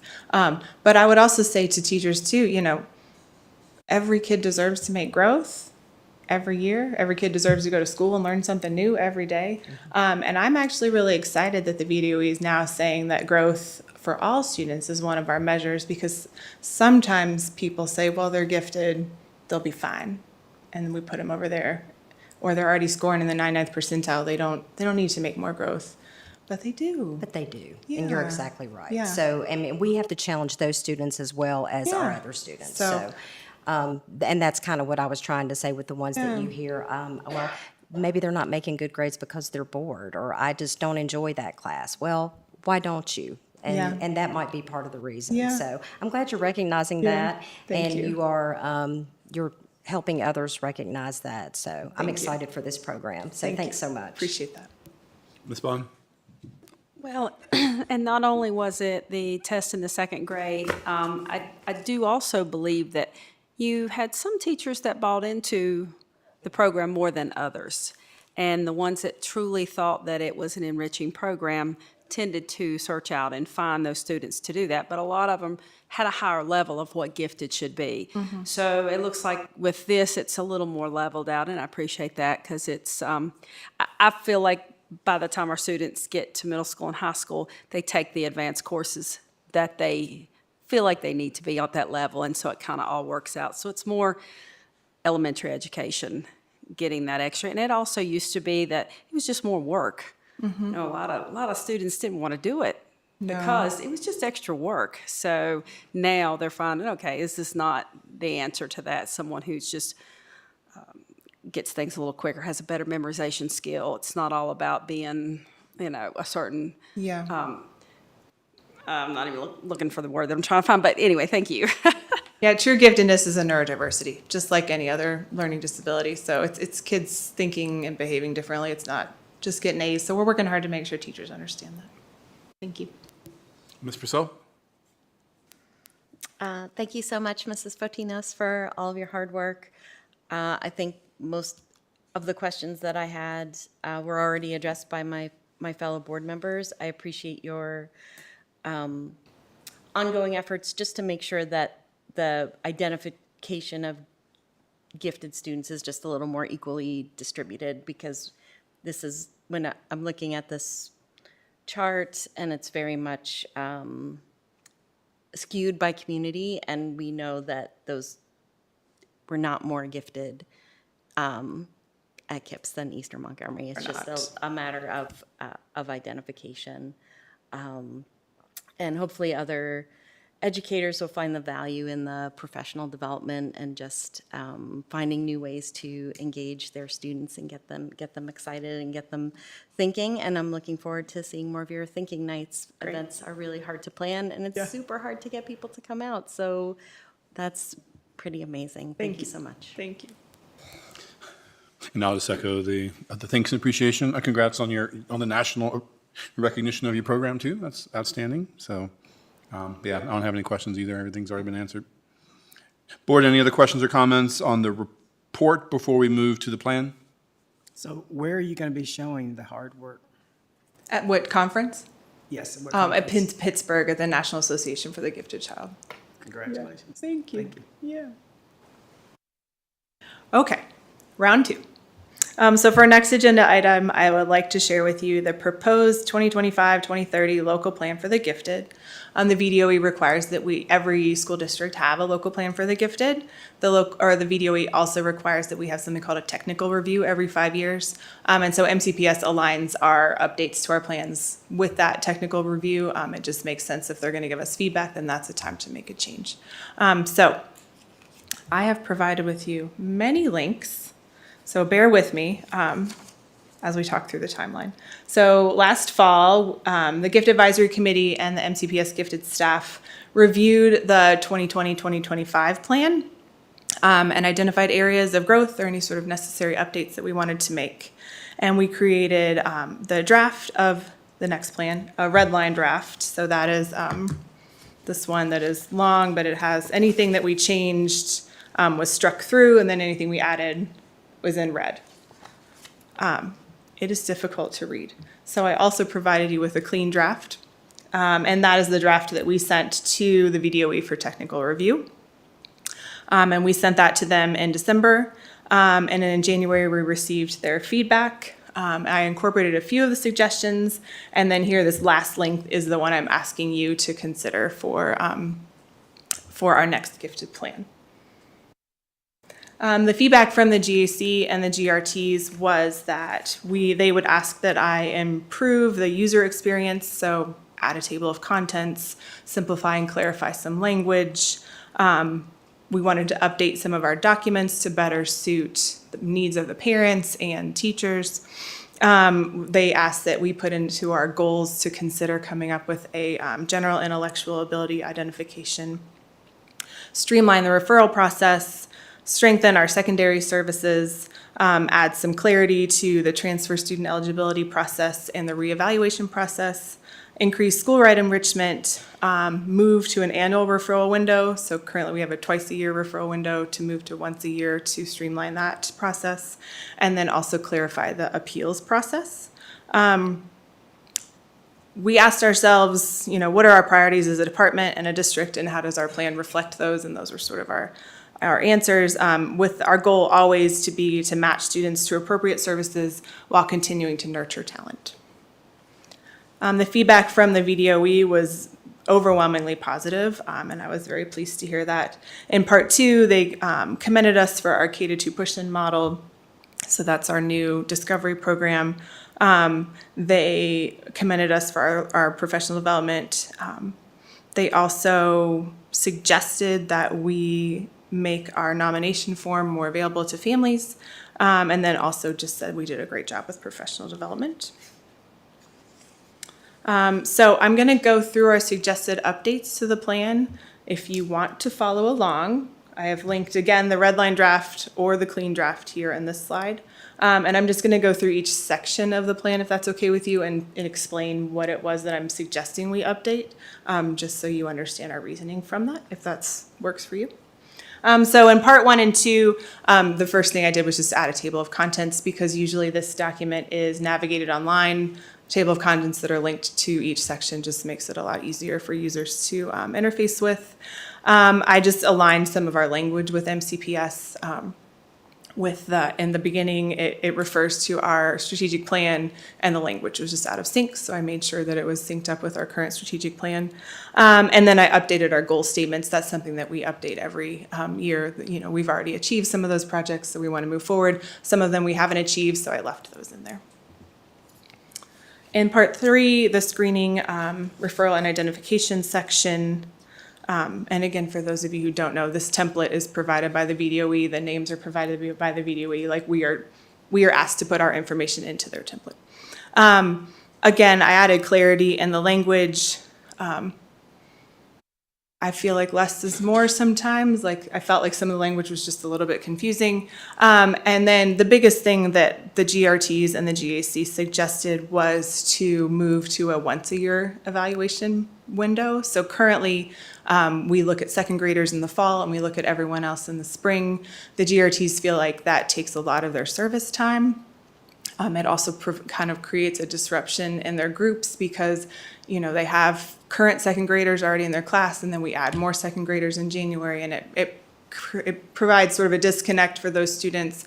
And it also, we sort of asked ourselves, is it fair to only look at one group in the fall and say to all those other people, we can't look at you during this time, we only look at second graders, and then we look at everyone else in the spring. So trying to streamline that process to make sure that the GRTs are spending quality time in the identification process, but also spending as much time as possible supporting students and teachers with their services. And then also making sure that we're clear on who's eligible for evaluation. There was a list of assessments, including things like PALS, so updating that language to current assessments in that area. And then the other thing that I think is going to be a big change is changing some of our paperwork. Previously, we wrote something called the Differentiated Service Plan, the DSP, and that's sort of a promise for what students are going to receive. The GAC felt like it was difficult for parents to understand. Teachers felt like it wasn't very user-friendly. And so I've sort of reimagined that document and changed the name of it partly to clarify, but partly to maybe remove some of that prejudice of the former document of people being like, well, it just doesn't work for me.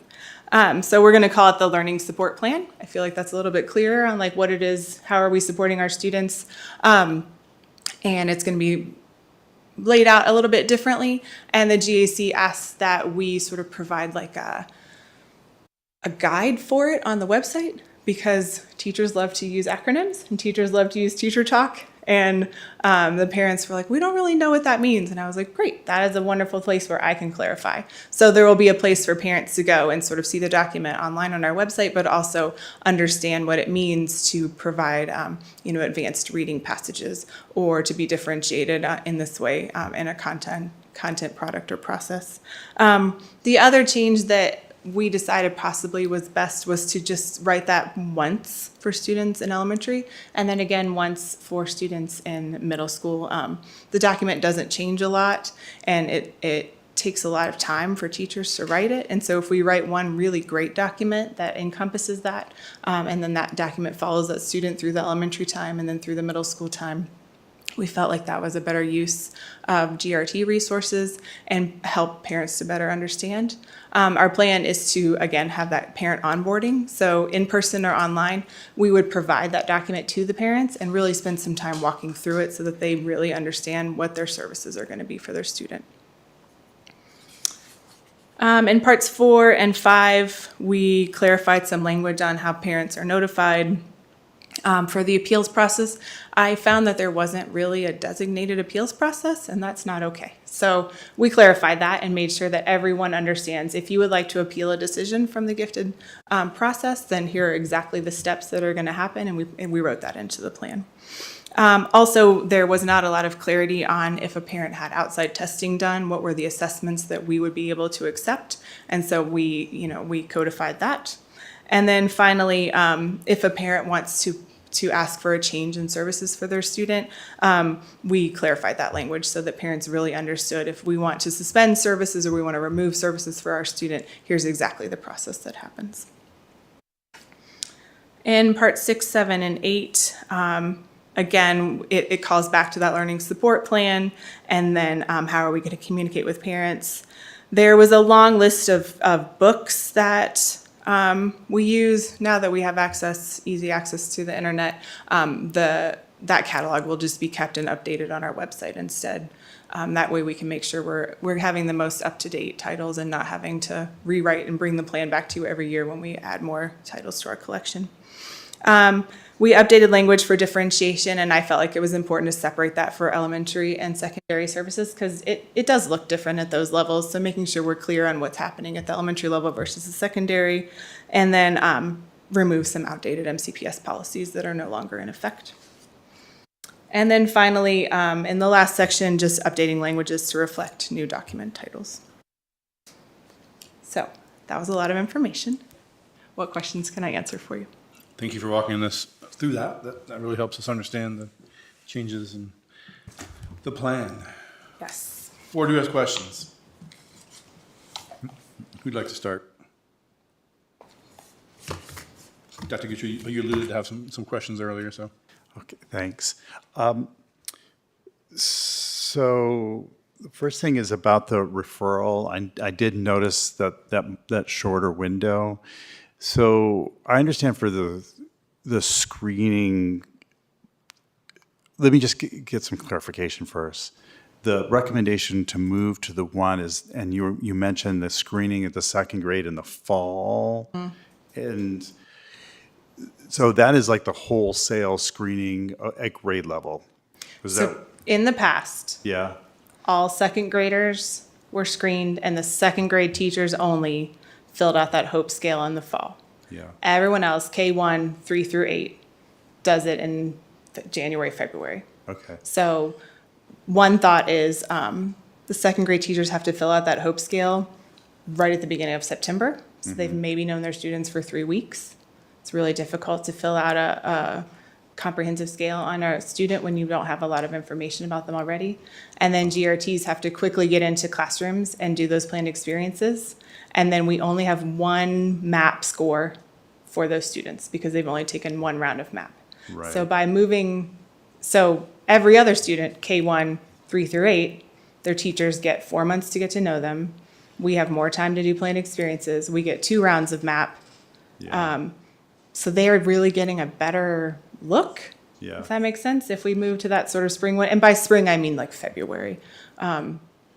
So our suggestion would be, let's just look at everybody at once. So GRTs are maximizing their classroom time by not doing a bunch of screening in the fall and then coming back and doing it again in the winter, spring. But also making sure we're getting the highest quality of information from each student. Right. You know, the fall MAP, that first round of MAP, a lot of the questions refer back to last year's work. When you go to winter, that MAP test is based more on that grade level. So I think we're getting better data as well. Okay, that makes sense. As you know, I mean, the screening versus referral, they're not synonymous. They mean referral is part of screening, but someone can make, say, a direct referral. Yes. So- So parents can fill out that form Yeah. on our website and directly refer their students. But only during that window. That is what I'm proposing Yeah. because that's when we would be doing our testing. Yeah. So my thought is on, you know, how at the end of a Google form, you can make sort of a message.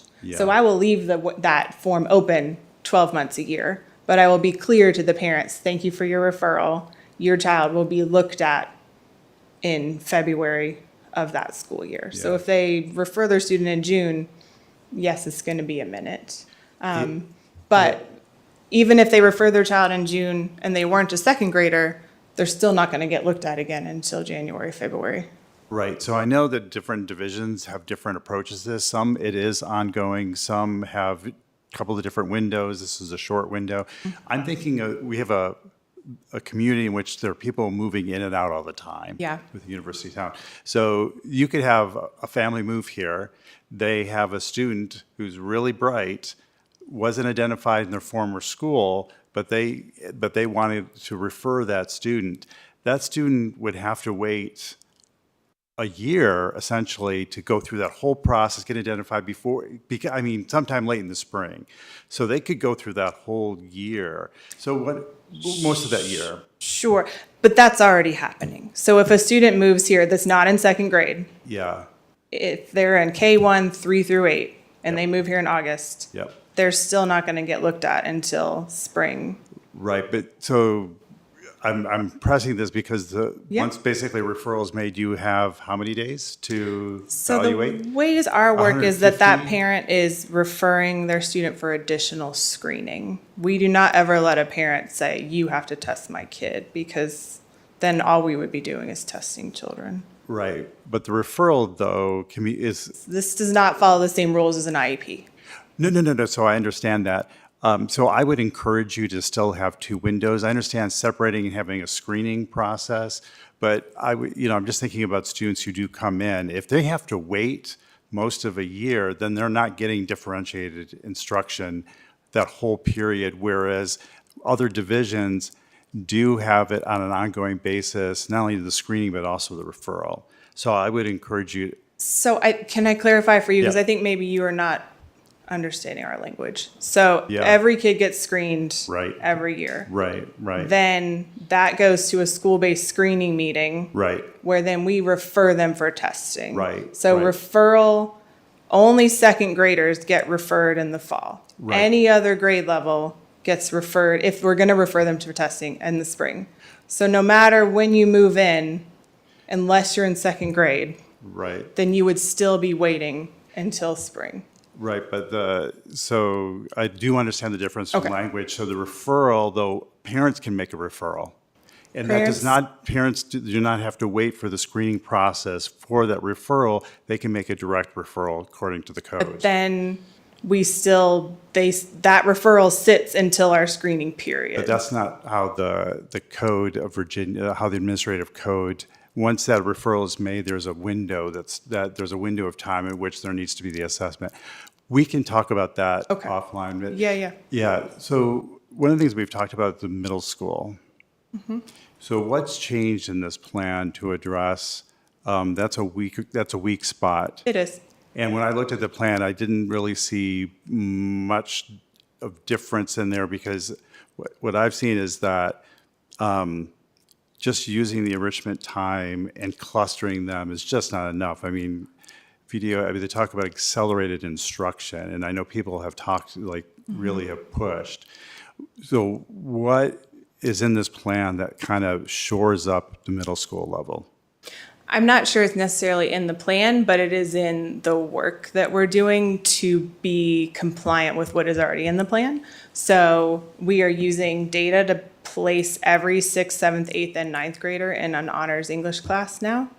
So that doesn't mean that you have to be gifted to be placed in honors 6 through 9 English, but we are using very specific and a big chunk of data. Not, again, I never would use one data point to make a decision for a child because one test one day is not appropriate. But what I'm also doing is working with the gifted staff, with the coaches, and with those teachers to write a syllabus that overlays the requirements for that 6th grade. And that syllabus, I actually was just working with GRTs on this yesterday. That syllabus includes advanced grammar, advanced vocabulary, advanced writing, and then advanced novel studies. So I'm very excited that you have approved the ELA curriculum, because that means now I can dig into that and find what resources are there and then what resources we need to provide to those teachers. So I've been working all year long with the Honors 9 teachers and their coaches to make sure that this is something they want, and then it's really teacher-led. I don't want anyone to ever say, well, Helen came in and said, I have to teach this, so I guess we're doing grammar now. No. I want them to lead the work, but I've been trying to give them very specific professional learning on what does advanced rigorous curriculum look like, because it's not just next year's books, right? Like it's not eat your shredded wheat, right? Like we want it to be something that's engaging to students, but also really meaningful to students. So thinking like a practitioner, writing like a practitioner, what is that expert really doing?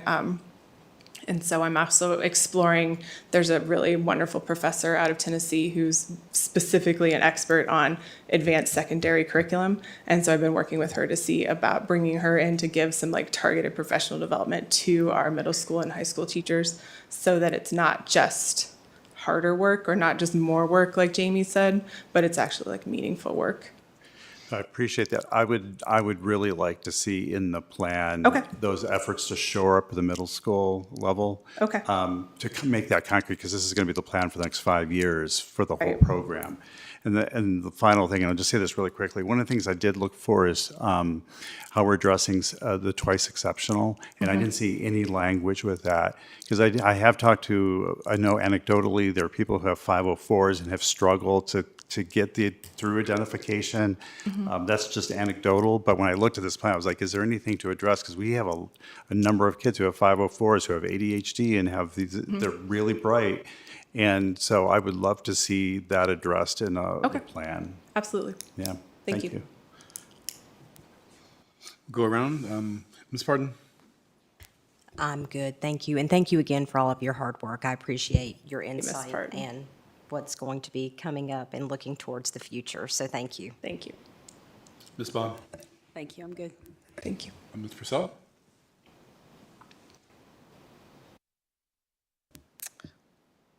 I'm drawing from memory right now, so I apologize if I'm off kilter. I thought that there were advanced science classes at the middle school level as well. Yes. So how is that maybe being integrated into Advanced, so enrichment? advanced math and advanced science are advanced because of the actual VOE course and like the timing of it. So that's what makes it advanced, like they literally are advanced a year. And so I'm not touching that. Honors English, there's nothing that's saying in our work right now, like this is what's different between honors and on-level. And so that's where I'm really focusing work right now, because everybody has to take English. You can either choose one or the other, or you can't, the data will put you in one or the other. We do have an appeals process. So if a family feels that their child was placed in English 6 and should be in English Honor 6, we have a process for that. We also have a process for if students come to us over the summer from somewhere else, making sure that we know how to place them appropriately, because they won't have that wealth of data before. But English is where I feel like I can focus most of my work. One, because we identify students in English and in math. That does not mean you cannot be gifted in science, but currently our plan says identify in those 2 areas only. But the rigor of the coursework for math and science is what provides that extra. In English, I'm trying to make sure that rigor is then also sort of codified into the course. Excellent. Thank you so much, and just thanks for all of your detail-oriented work and updating this plan. Thank you. Dr. Roundtree? Yeah, thanks for the work.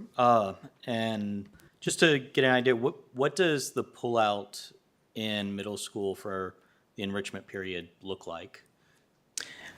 That is one thing that I, again, am working on to make sure it is a little more consistent. Students come to their gifted resource teacher at Blacksburg Middle School once a week. And then at the other times of their Bruin time, they either have their SEL curriculum they're doing, they have an outside day, or the GRT provides some activities for that teacher to do in his or her Bruin time. But when they come to us, we do a lot of similar curriculum that happens at elementary school. We use Think Law, which is a curriculum where students are asked to think critically and then learn how to disagree without being disagreeable. We also have some engineering units. So we have one on helmet safety, and then we've taken students to the helmet lab. There's one on drones, and we've taken the kids to the drone cage. So we try to connect them to some field trips. As a side note, we did take all the 8th graders to the governor's school on a really fun field trip. I don't know if you saw the pictures from that, but they loved it. So every school is different because of the levels of service. So Blacksburg Middle School, I have 1.6 GRTs serving there, but I also have a lot more students. Christiansburg Middle School, they use that GRT, the principals choose to use that GRT as an assigned teacher to their advisory time. So the first 9 weeks, she pulled the 6th graders. The second 9 weeks, she pulled the 7th graders.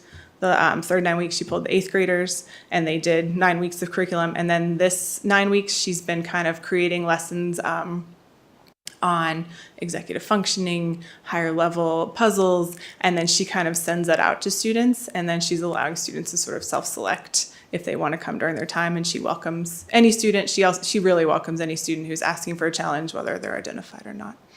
At Auburn Middle School, that teacher's only there twice a week, so she pulls them during their Eagle time and does those same activities. Same at Shawsville Middle School. So it varies, but it varies because of staffing. Yeah, I look forward to the advancements in the coming years. Thank you. Thank you. Ms. Franklin? I didn't think I had anything until he asked the question. Not really.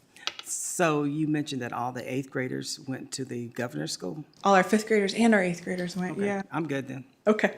Thank you. Yes, ma'am. I didn't have any questions myself. Again, thank you for the presentation. So since this is a first read, I want to be clear in terms of the guidance that we're offering to you. So I took notes based on what I think I heard feedback. So I think it all came from Dr. Guthrie. So the review of that screening timeline to make sure it's compliant with state code and potentially looking at keeping the 2 periods. More of a focus in middle school as well, and then some more specific language around the twice gifted students. Okay, so if I add those and get that to you next week, then you then would vote on it the next week, or do you want me to come back, present that to you in 2 weeks, and then we'll do a 3rd read? Yeah, so I guess first off, I want to get a consensus from the board about those changes that were proposed to make sure we're all comfortable with asking you to pursue those. Okay. But if you have a consensus, then incorporate those into what you have, bring those back for the final review, and we can vote on that at the next meeting. Okay. So thumbs up if we're comfortable with those recommendations. Okay, great. Great. Thank you. Awesome. Thank you so much. Appreciate your time. Can Any I other just- questions or comments, board? Can I just ask one other question? I know it's late. This is a 5-year plan. Are there any plans, because I know we're adding some staffing, again, in the budget, to expand beyond just the two areas of identification. I ask that because we're about to embark on a new governor's school, and we don't identify in the social sciences. I know it's in humanities. Is that So one of the goals that's written in here is to explore a GIA, general intellectual ability identification. So yes, that is written into our goals. okay? So the way the goals work is that each year the GRTs and the GAC agree on which goals we want to focus on.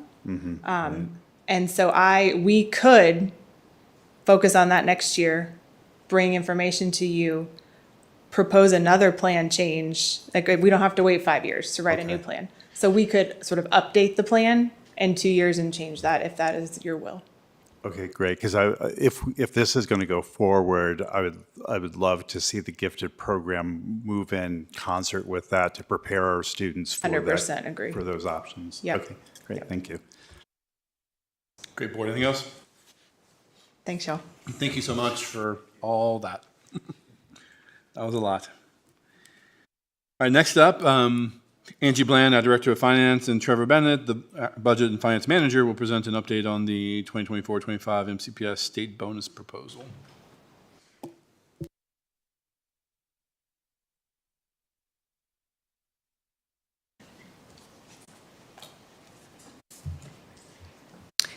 Good evening.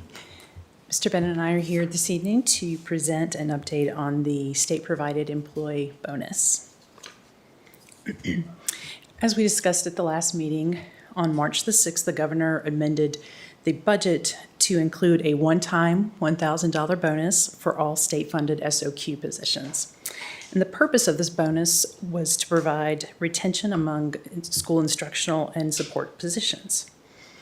When we finalized this presentation and uploaded it on May 1st, that had not yet been signed and approved by the governor. On May the 2nd, we got the approval and the signature on that.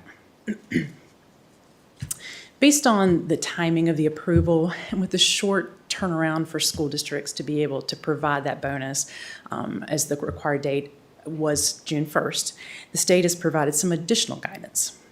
So now the state will still work to provide the funding to the schools by June 1st, if at all possible. They're currently working on that. However, the school districts have flexibility now in when we actually provide that employee bonus. June 1st is no longer the requirement.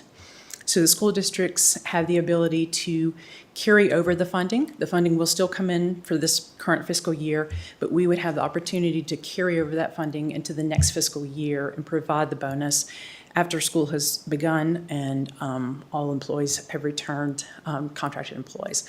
And it's, of course, the board's will and how, when you want to provide that bonus.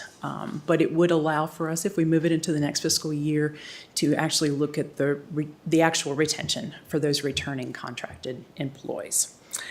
The eligibility dates obviously would have to be modified if we moved the date for the bonus. I believe we had the March to May dates as eligibility, but we would have to take a look at that if we move it further, if we look at August or September for a payment date. The bonus has not changed. It's still the $1,000 bonus, and all employees would receive $646 after taxes. That is pretty much the update. We'll open it up if you have any questions.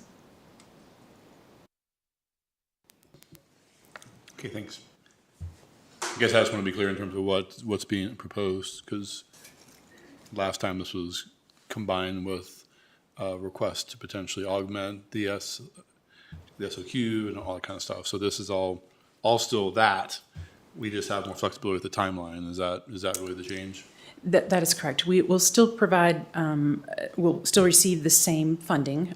It's just over $1 million for the SOQ funded positions. And then in order to provide that bonus for all employees, there would be additional funding that would be required. When we discussed it last time, we mentioned that there is the possibility with some ESSER revenues that are sitting in the revenues for this current year that could be appropriated for that purpose. Okay, thanks. School board, any questions or, yeah? Yeah, I have a question. So I I don't understand the budgetary impact, so we're providing bonuses for the non-SOQ positions, correct? Am I, If that's the board's will to do that, yes.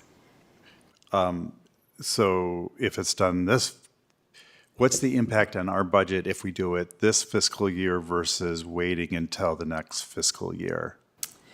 So either way, we would need to do an appropriation. So the funds aren't currently sitting in our operating budget for that. So when the state actually supplies this funding, it will go into the revenue account, which is held by Montgomery County.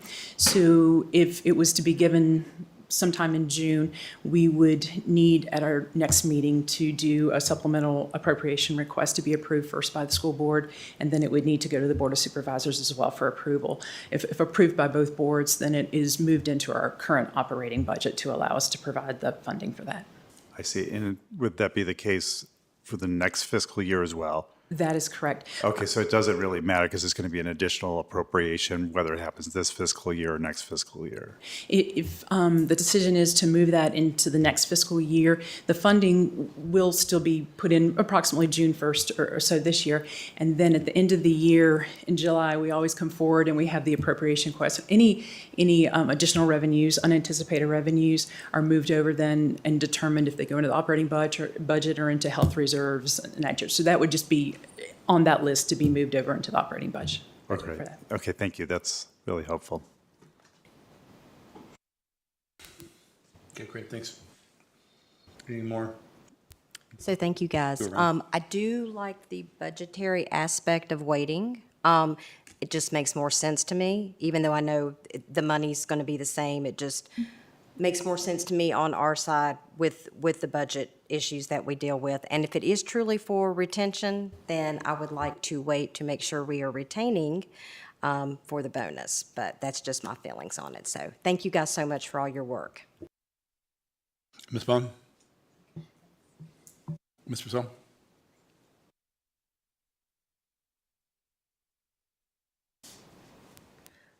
So are we trying to determine when we want to provide this, or if we want to? I was gonna match ask that the question SOQ, too. I mean, I or- guess it's I don't know if I should be not asking clear you to me or what Ms. the Bland or administration is asking. Dr. Bragan. I think the goal was to update the changes from the state in that you can pay it out in September, which the goal of it was a retention bonus. So those people that would still be employed in the division will be here in September. Thank you for staying with us. Here's $646, $1,000 minus taxes. That's what I think you wanted to say tonight. That's correct, yes. Oh, And when do we kind of have a rough estimate of, people have signed their contracts and that kind of thing, and it's the right time to say, thanks, here you go? Human resources could help us more with that. As soon as we have an approved budget, which I think we're looking at doing that with the next meeting, then contracts can begin. And so, in the period of, it should be in June, at a period of time, they would be able to have a pretty good idea. Of course, we're hiring up until, the start of school in some cases, but we should have the majority of those in place, prior to the start of the next fiscal year. Thank you. And I know at your last presentation, there had been discussion about if part-time positions could be included.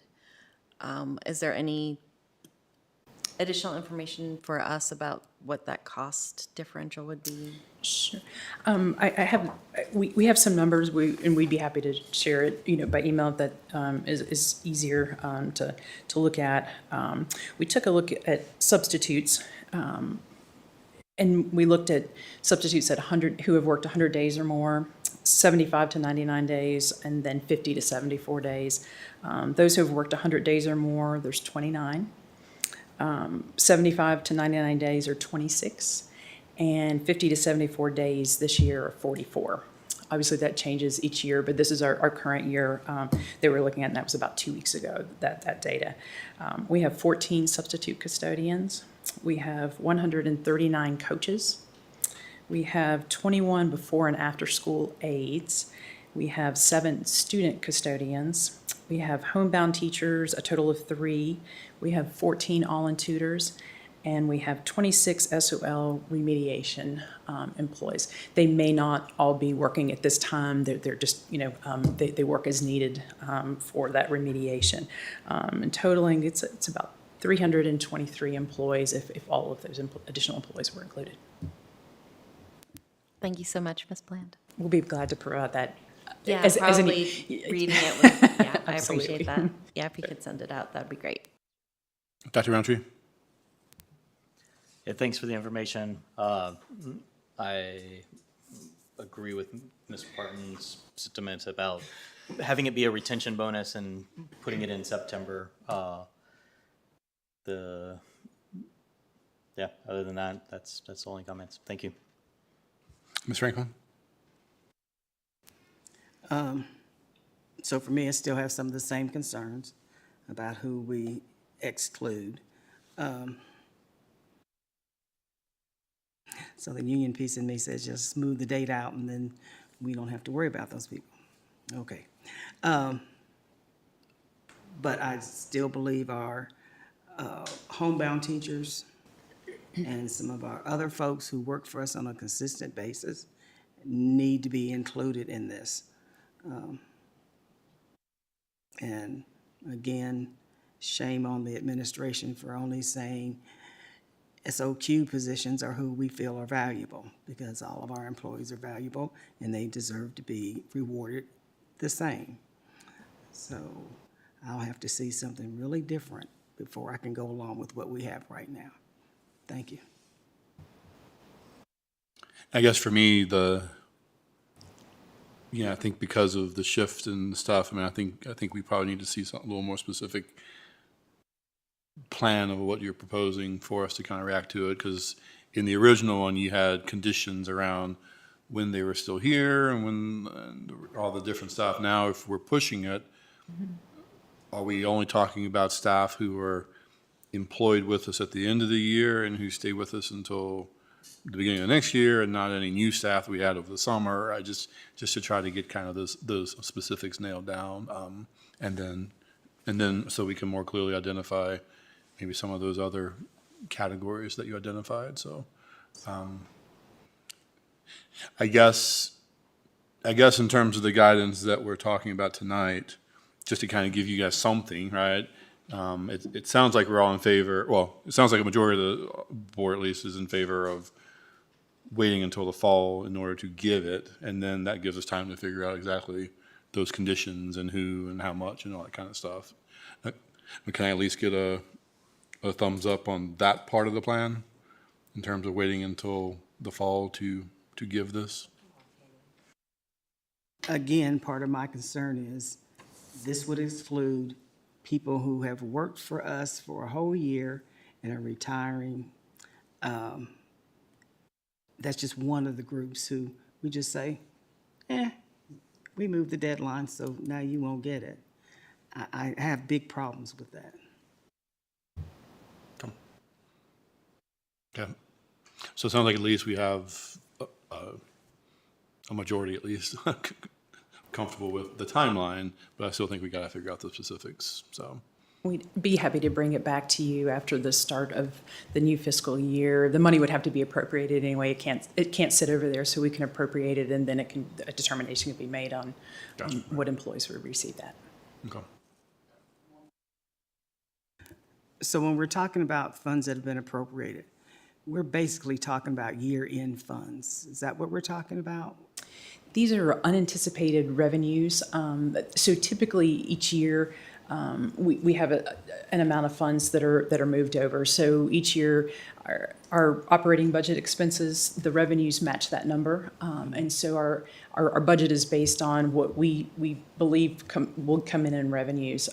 The state provides us exact numbers on those, and the federal government provides us pretty good numbers with that as well. But then we have amendments just like this that come in throughout the year where additional revenues will come in. We also have our ADM numbers for students, and so our budget is based on that ADM. And if that is any higher on March 31st, when they look at those numbers, then additional funding is provided. So there's many different reasons that those unanticipated revenues come in. But at the end of the day, we do have that to ask the county to reappropriate it back into the budget or into the healthcare reserve, which we've done over the last couple of years as well, being self-funded. Okay, so we may be just using different terminology for the same pot of money. Because our goal should be that we use every penny that our budget says that we need, and for whatever reasons, we end up with extra money. And typically, unless it's two different sets of money we're talking about, those funds are used for, let's say, non-renewable, one-time purchases like buses and things like that. Yes. Because they don't necessarily roll over into the next budget. Correct. Am I correct? You are. So with our operating budget, we do spend down. We typically spend down to a very, very small amount of money. We use the 99 percentage of our operating budget funds. So the unanticipated revenues are beyond that. Those are funds that have come in that were not anticipated as part of our budget. And at the end of the year, that's what we look at. We definitely do those year-end purchases where things are needed, whether they would be school buses, Chromebooks, things like that. And then also money is put into the healthcare reserve to help continue to fund that. Okay, thank you. Mm-hmm. Okay, great. Board, any other discussion on this topic?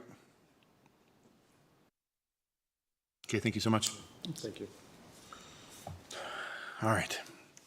Next up, Dr. Widener, our Director of Human Resources, will present a proposal to adjust the pay scale for speech-language pathologists and school psychologist positions.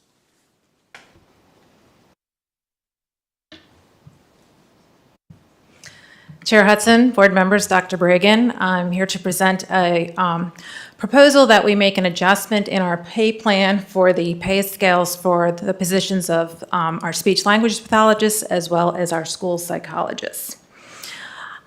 You've heard me speak many times this year when I've delivered staffing updates talking about our shortages.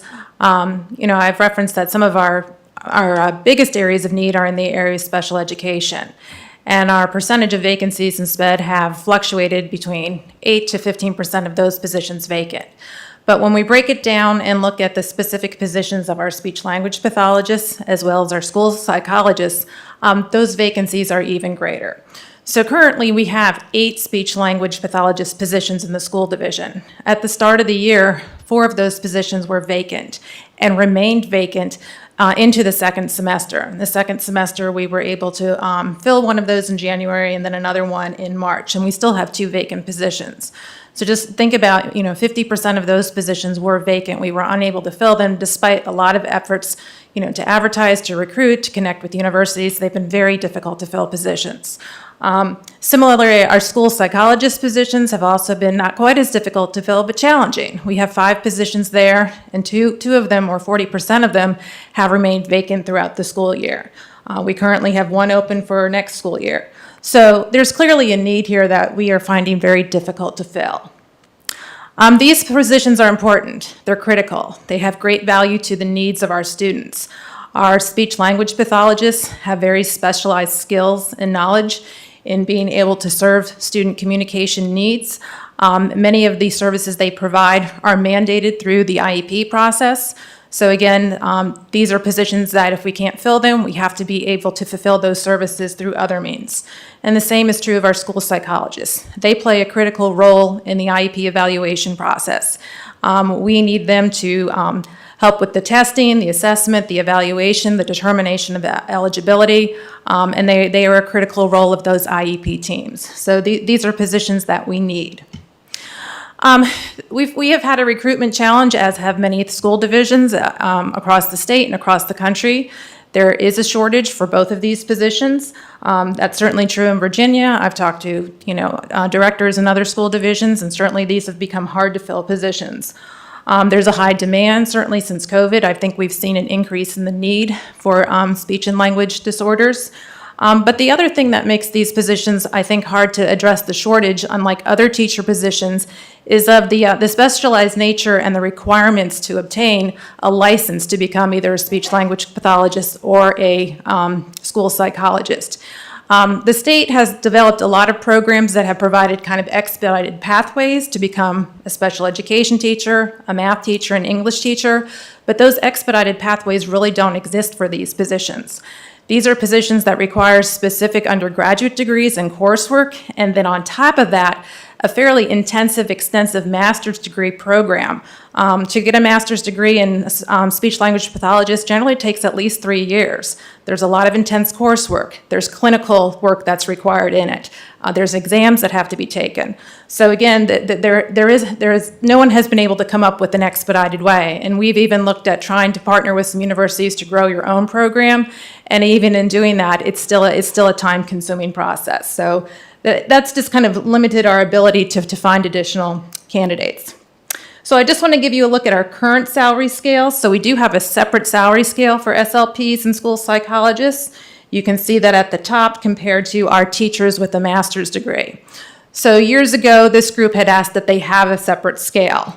And you can see the starting salary is slightly lower, but then the top is higher. And at the time, I think there were more experienced candidates out there, so our scale was attractive to people with experience because it was slightly higher than the teachers with a master's degree scale. This year, for our speech-language pathologists who signed a contract with us and were willing to stay on for 2 years, we did offer a $5,000 retention bonus, but that only 3 people participated in that. More significant, I want you to look at these numbers because I think this kind of illustrates why we're proposing this change. When we look at the salary scales of other surrounding school divisions that are nearby that compete with us for positions, they've added money and they've increased their salaries. So you can see our pay range there at the top. If you compare it with Salem, they start higher than us by almost $4,000, but then on top of that, they're now offering a $7,500 stipend. Pulaski starts around the same amount as we do, but they're offering an $8,000 stipend. And even Radford City, that starts a little bit more than us, also offer a $5,000 stipend. So our current scale is not competitive with our other local school divisions. And so that's a big reason for the change. We have a diminishing pool out there, and then our current salary range is not the most competitive. And so I think we are losing candidates, but we're also running the risk of not being able to retain our current SLPs. And so there's also an additional cost for you to be aware of because these positions provide services that we are required to provide. When we can't hire our own people, we therefore have to contract those services out. And so our special education department has worked through the RFP process. We have actually contracted out with 9 different companies to provide these services. And in mid-April, this number is probably higher right now. We spent $453,898 on contracted services just for speech-language pathologists. So we've actually ended up having to spend more money because of our inability to fill these positions with our own employees. And there's other challenges when we contract out services, because when we contract out services, they're not our employees. They're not part of our team, and even though they work with our employees, it's just not the same integration as when we hire them as our employees and they're part of the MCPS team. So what we are proposing is that we make a change to our pay plan and that we change the pay plan so that the starting salary for those 2 positions starts at $65,000 and goes to $90,250. We feel this would make us highly competitive. If we could advertise this now, I feel strongly that we would attract candidates and we would probably be able to fill most, if not all of our positions for next year.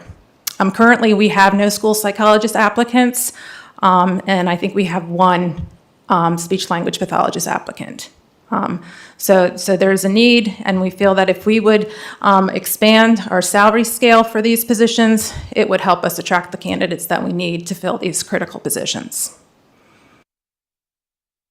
So that is our proposal. Thank you for that detail. School board, who has questions or comments? So, Yep. okay, so 2 questions. So how did you come up with the figures?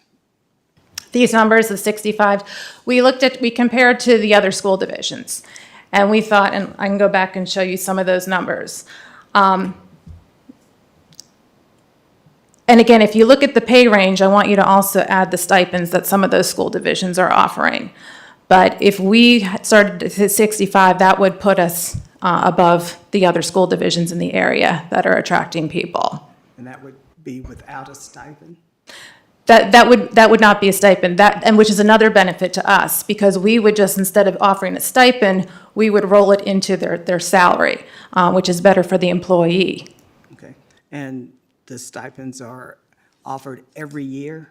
Or is it Well, currently, so this current school year, our current budget had stipends for special education positions. That's not in the current budget proposal right now. So those stipends are not currently in there for next year. Now, we've proposed an improved salary scale for everybody, particularly the compressed salary scales. So, we're hoping that if that is approved, that all employees will benefit from the compressed scale. But no, there's no stipend proposed in the current budget for next year.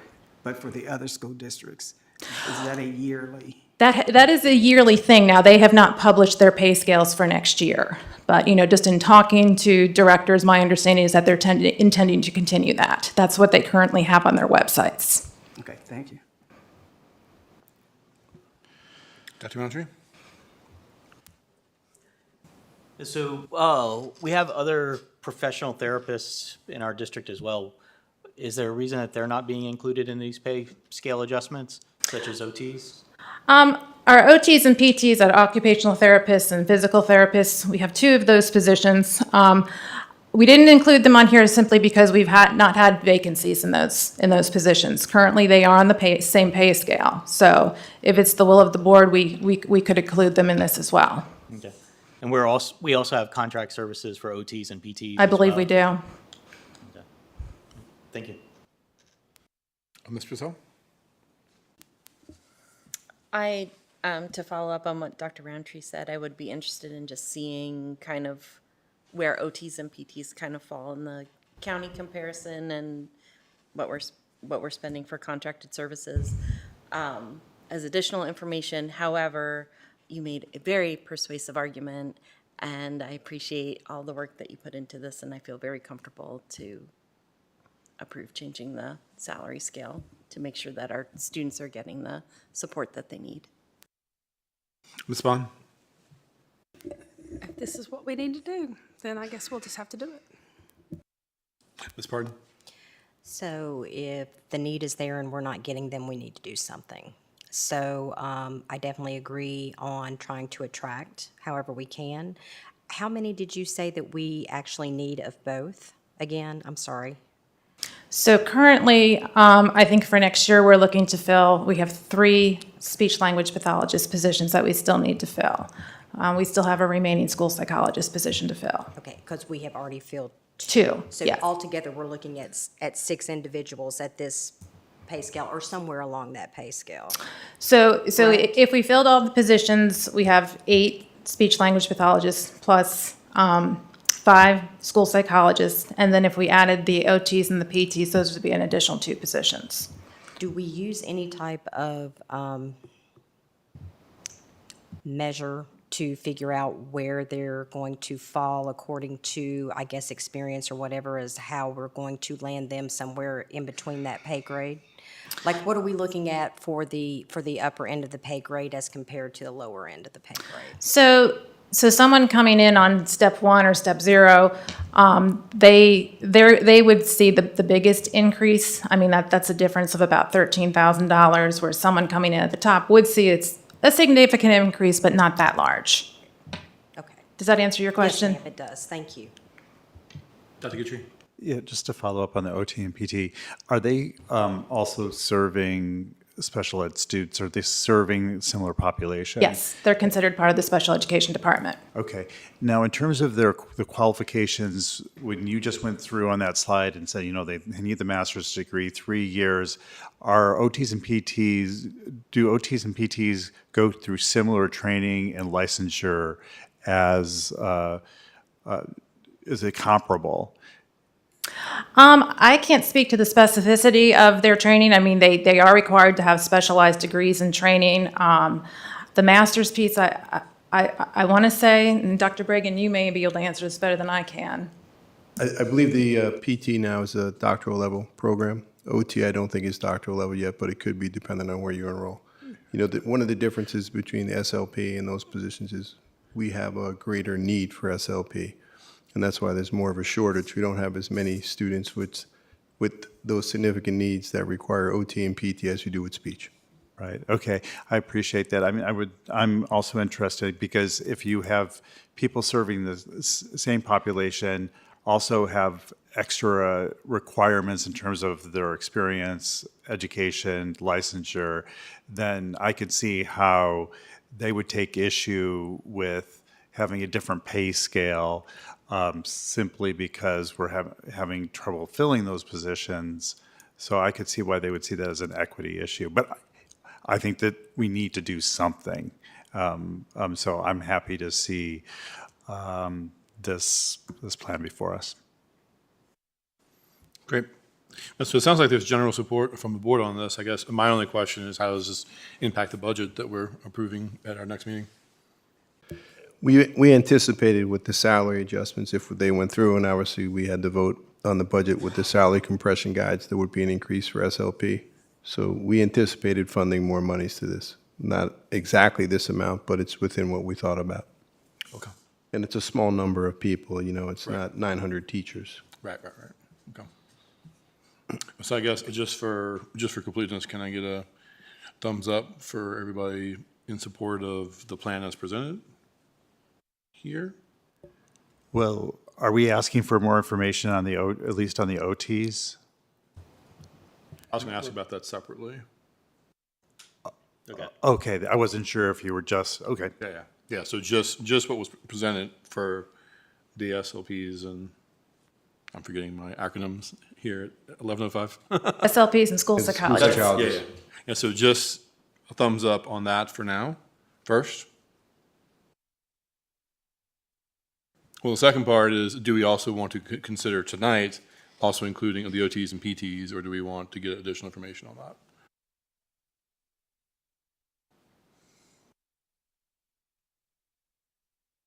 Okay, that's fine. So are we in favor of the SLPs and the Yeah, because I think some of the urgency is that we have these open positions and we need to get the approval to advertise at the higher rate. That's correct. So there's more of an urgency to getting this through, whereas we don't have those open positions, right, for OT and PT, correct? Currently, we do not. That's correct. We have what's called a CODA, Certified Occupational Therapist Assistant. And that is different. That's a different pay scale.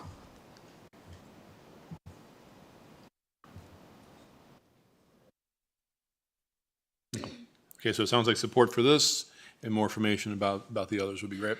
Okay, I'll bring that information to the next meeting. Awesome. Yep.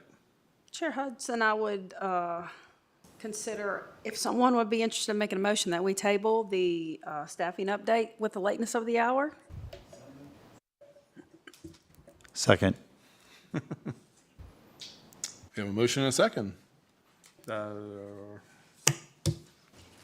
Roll call, please. Ms. Stanley, please call the roll. Ms. Bond? Ms. Franklin? Yes. Dr. Guidry? Yes. Ms. Parton? Yes. Ms. Purcell? No. Dr. Roundtree? No. Mr. Hudson? Yes. 5 in favor, 2 opposed. Motion carries. The plan had been based on our feedback from the school board retreat that we were going to review that anyway and just ask questions as opposed to having you do a full presentation. But Okay. so bring that back to the next meeting, and we'll be ready for that. All right, thank Are you. there any items of unfinished business? At our retreat last week, was it only last week? Seems like it's been a long time, week and a half ago. Something that was on our agenda that I'd asked the division to provide is what I'm referring to as a monitoring calendar. And what we got, what you can see on the agenda from that meeting is just the months and some regular reports that we typically get when we get financial information, when we get gifted update, that kind of thing. I had done a training and connected to a model policy from a division in Arizona that delineated a little more specifically, like which months different presentations are held and some data points. It's just an example, and I shared that with Dr. Bragan and Ms. Osborne, and it was distributed to the rest of the board. I would like to, I guess I have kind of two questions. If my fellow board members had particular items that they would want to see on a monitoring calendar with particular data points, and/or if the division wanted to put something together that was a little more, with some more specificity. I think even just from public comment today, things that we discussed at the retreat, and just, I think a need to really communicate very well to our stakeholders, our taxpayers in the community, how the division is focused on student achievement throughout all the things that that we try to do. I think that's really important, and I feel like that kind of tool might help smooth things out a little bit so that information is regular. There are very, very clear things that we're sharing, so there isn't so much confusion about how resources are allocated and that kind of thing. So would my board members be interested in contributing to something like that, and/or would the division feel comfortable revising their calendar to include some of that specificity? I guess I'll just chime in. You know, I think it was the last, if not one of the last, agenda topics at our retreat, and I think I noted that we had a majority of the board interested in more information on that, but it wasn't clear to me who had the action item coming out of that. So if that was on the administration to propose an idea, or if the board was going to work on that. So I do think there's value in getting some clarity. Yeah, we could definitely work on that and put some more specificity to that and bring it back for, hey, here's a sample we want to look for as we move forward. With good timing too, as we end this school year, beginning of another one, as we have the school year sequence coming up. So we'll work on that with the team if that's what the school board wants. Bring back, hey, here's an idea. We added some of the things that Ms. Purcell put in. What do y'all think for discussion at a future board meeting? Maybe not the 20th, maybe the next meeting, if that works with all of you. Any questions or comments on that? Am I misremembering the will of the board? Yeah, it was just that we would merge those two Yeah, calendars and then add specificity to it. Okay, great. Yeah, it wasn't, in fairness to everybody, it wasn't very well presented because it was put together kind of last minute at the board, so apologies for that. But I still think there's value in doing it. It just needs to have some more work put behind it. Okay? I still appreciate the work to get it started, because it's one of the things I've been talking about for years. We need to get back to. There you go. Any other items of unfinished business? Just one question that came to mind during the meeting was, one of the things, when Sodexo was here, asked about that student survey, and they said that they would do one before the end of the year. It just occurred when we were doing the food program earlier, it was like, they agreed to do it, but we haven't heard anything. We're getting close. I mean, we're almost at the end of school. I don't know if that has happened, but I think, we've just finished a whole year with them, and I think it's important to find out how effective they've been in the division with providing food services. I'll find out. I don't know if they did it or not. Okay, thank you. Yeah, I agree. Anything else? Okay. Any items of new business?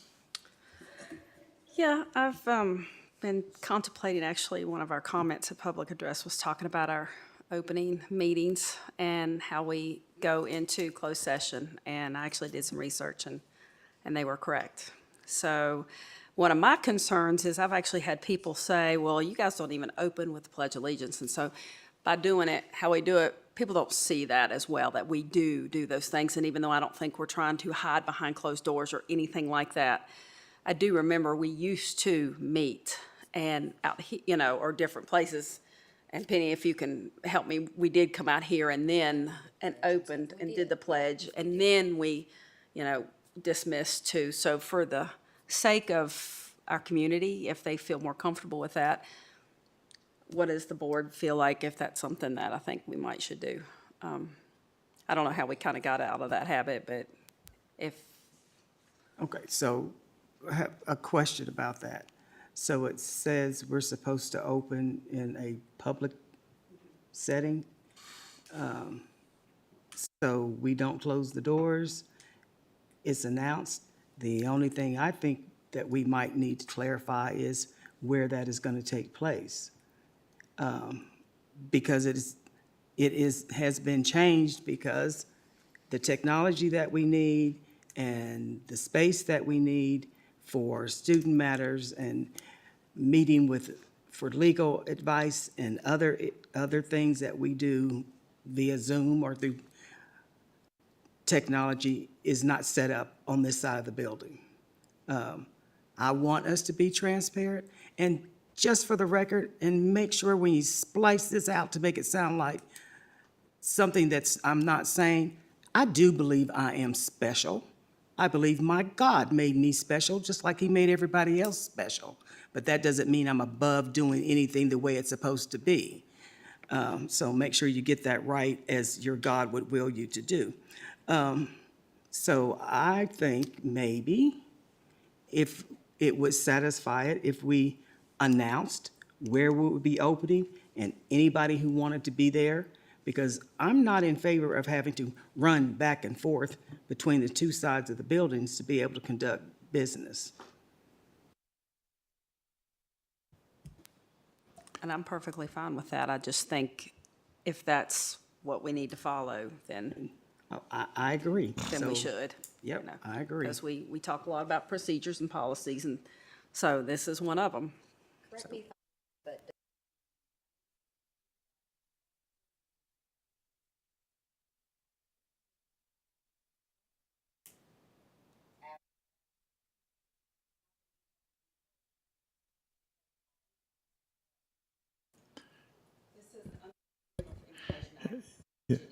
Body must convene an open session Session. and take a recorded vote before going into closed session.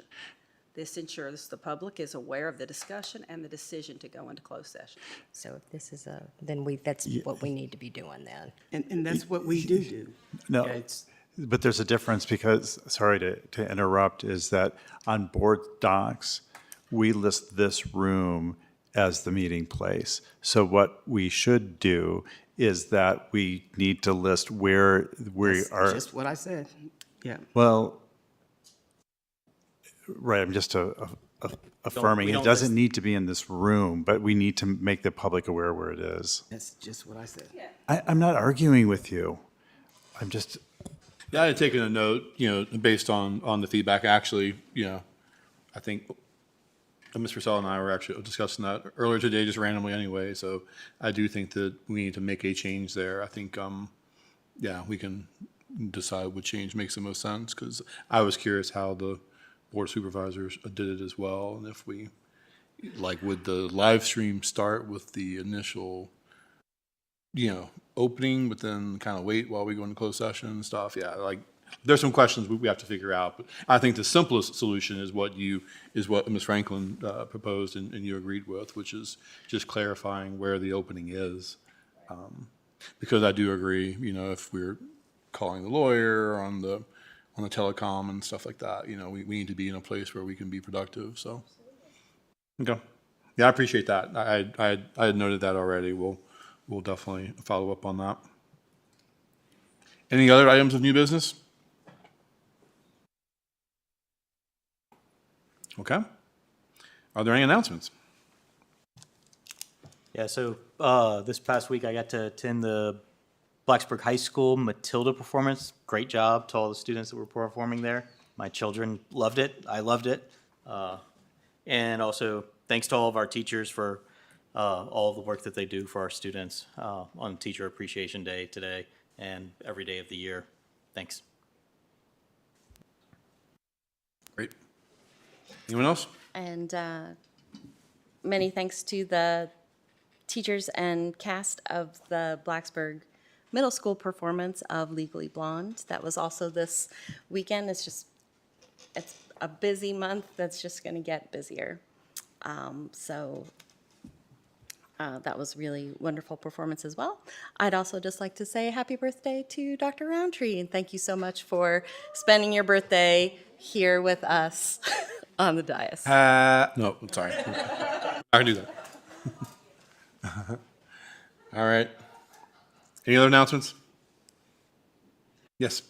So our communications director, Andrew Webb, was nice enough to send out an email wanting some feedback from the board, which I am guilty that I emailed him this morning and told him I was late, asking for like a quote from the board to show teachers' appreciation. And since it may not happen, I'm going to read what I sent him. I don't really think it's a quote, but it's heartfelt. And so I just want to let the teachers know that teachers are not merely educators, they start passions that ignite a fire. Thank you for not only starting the fire for the light that will lead the way, but for planting the seed for our students to continually grow with love and compassion. We appreciate you. So thank you guys so much. Great. Anyone else? All right, great. Next up, our upcoming school board meetings. Our next meeting is back here on May 20th, and the other dates are in board docs. And since we did our closed session beforehand, we don't have to go into a closed session now. So I adjourn this meeting at 11:21 p.m.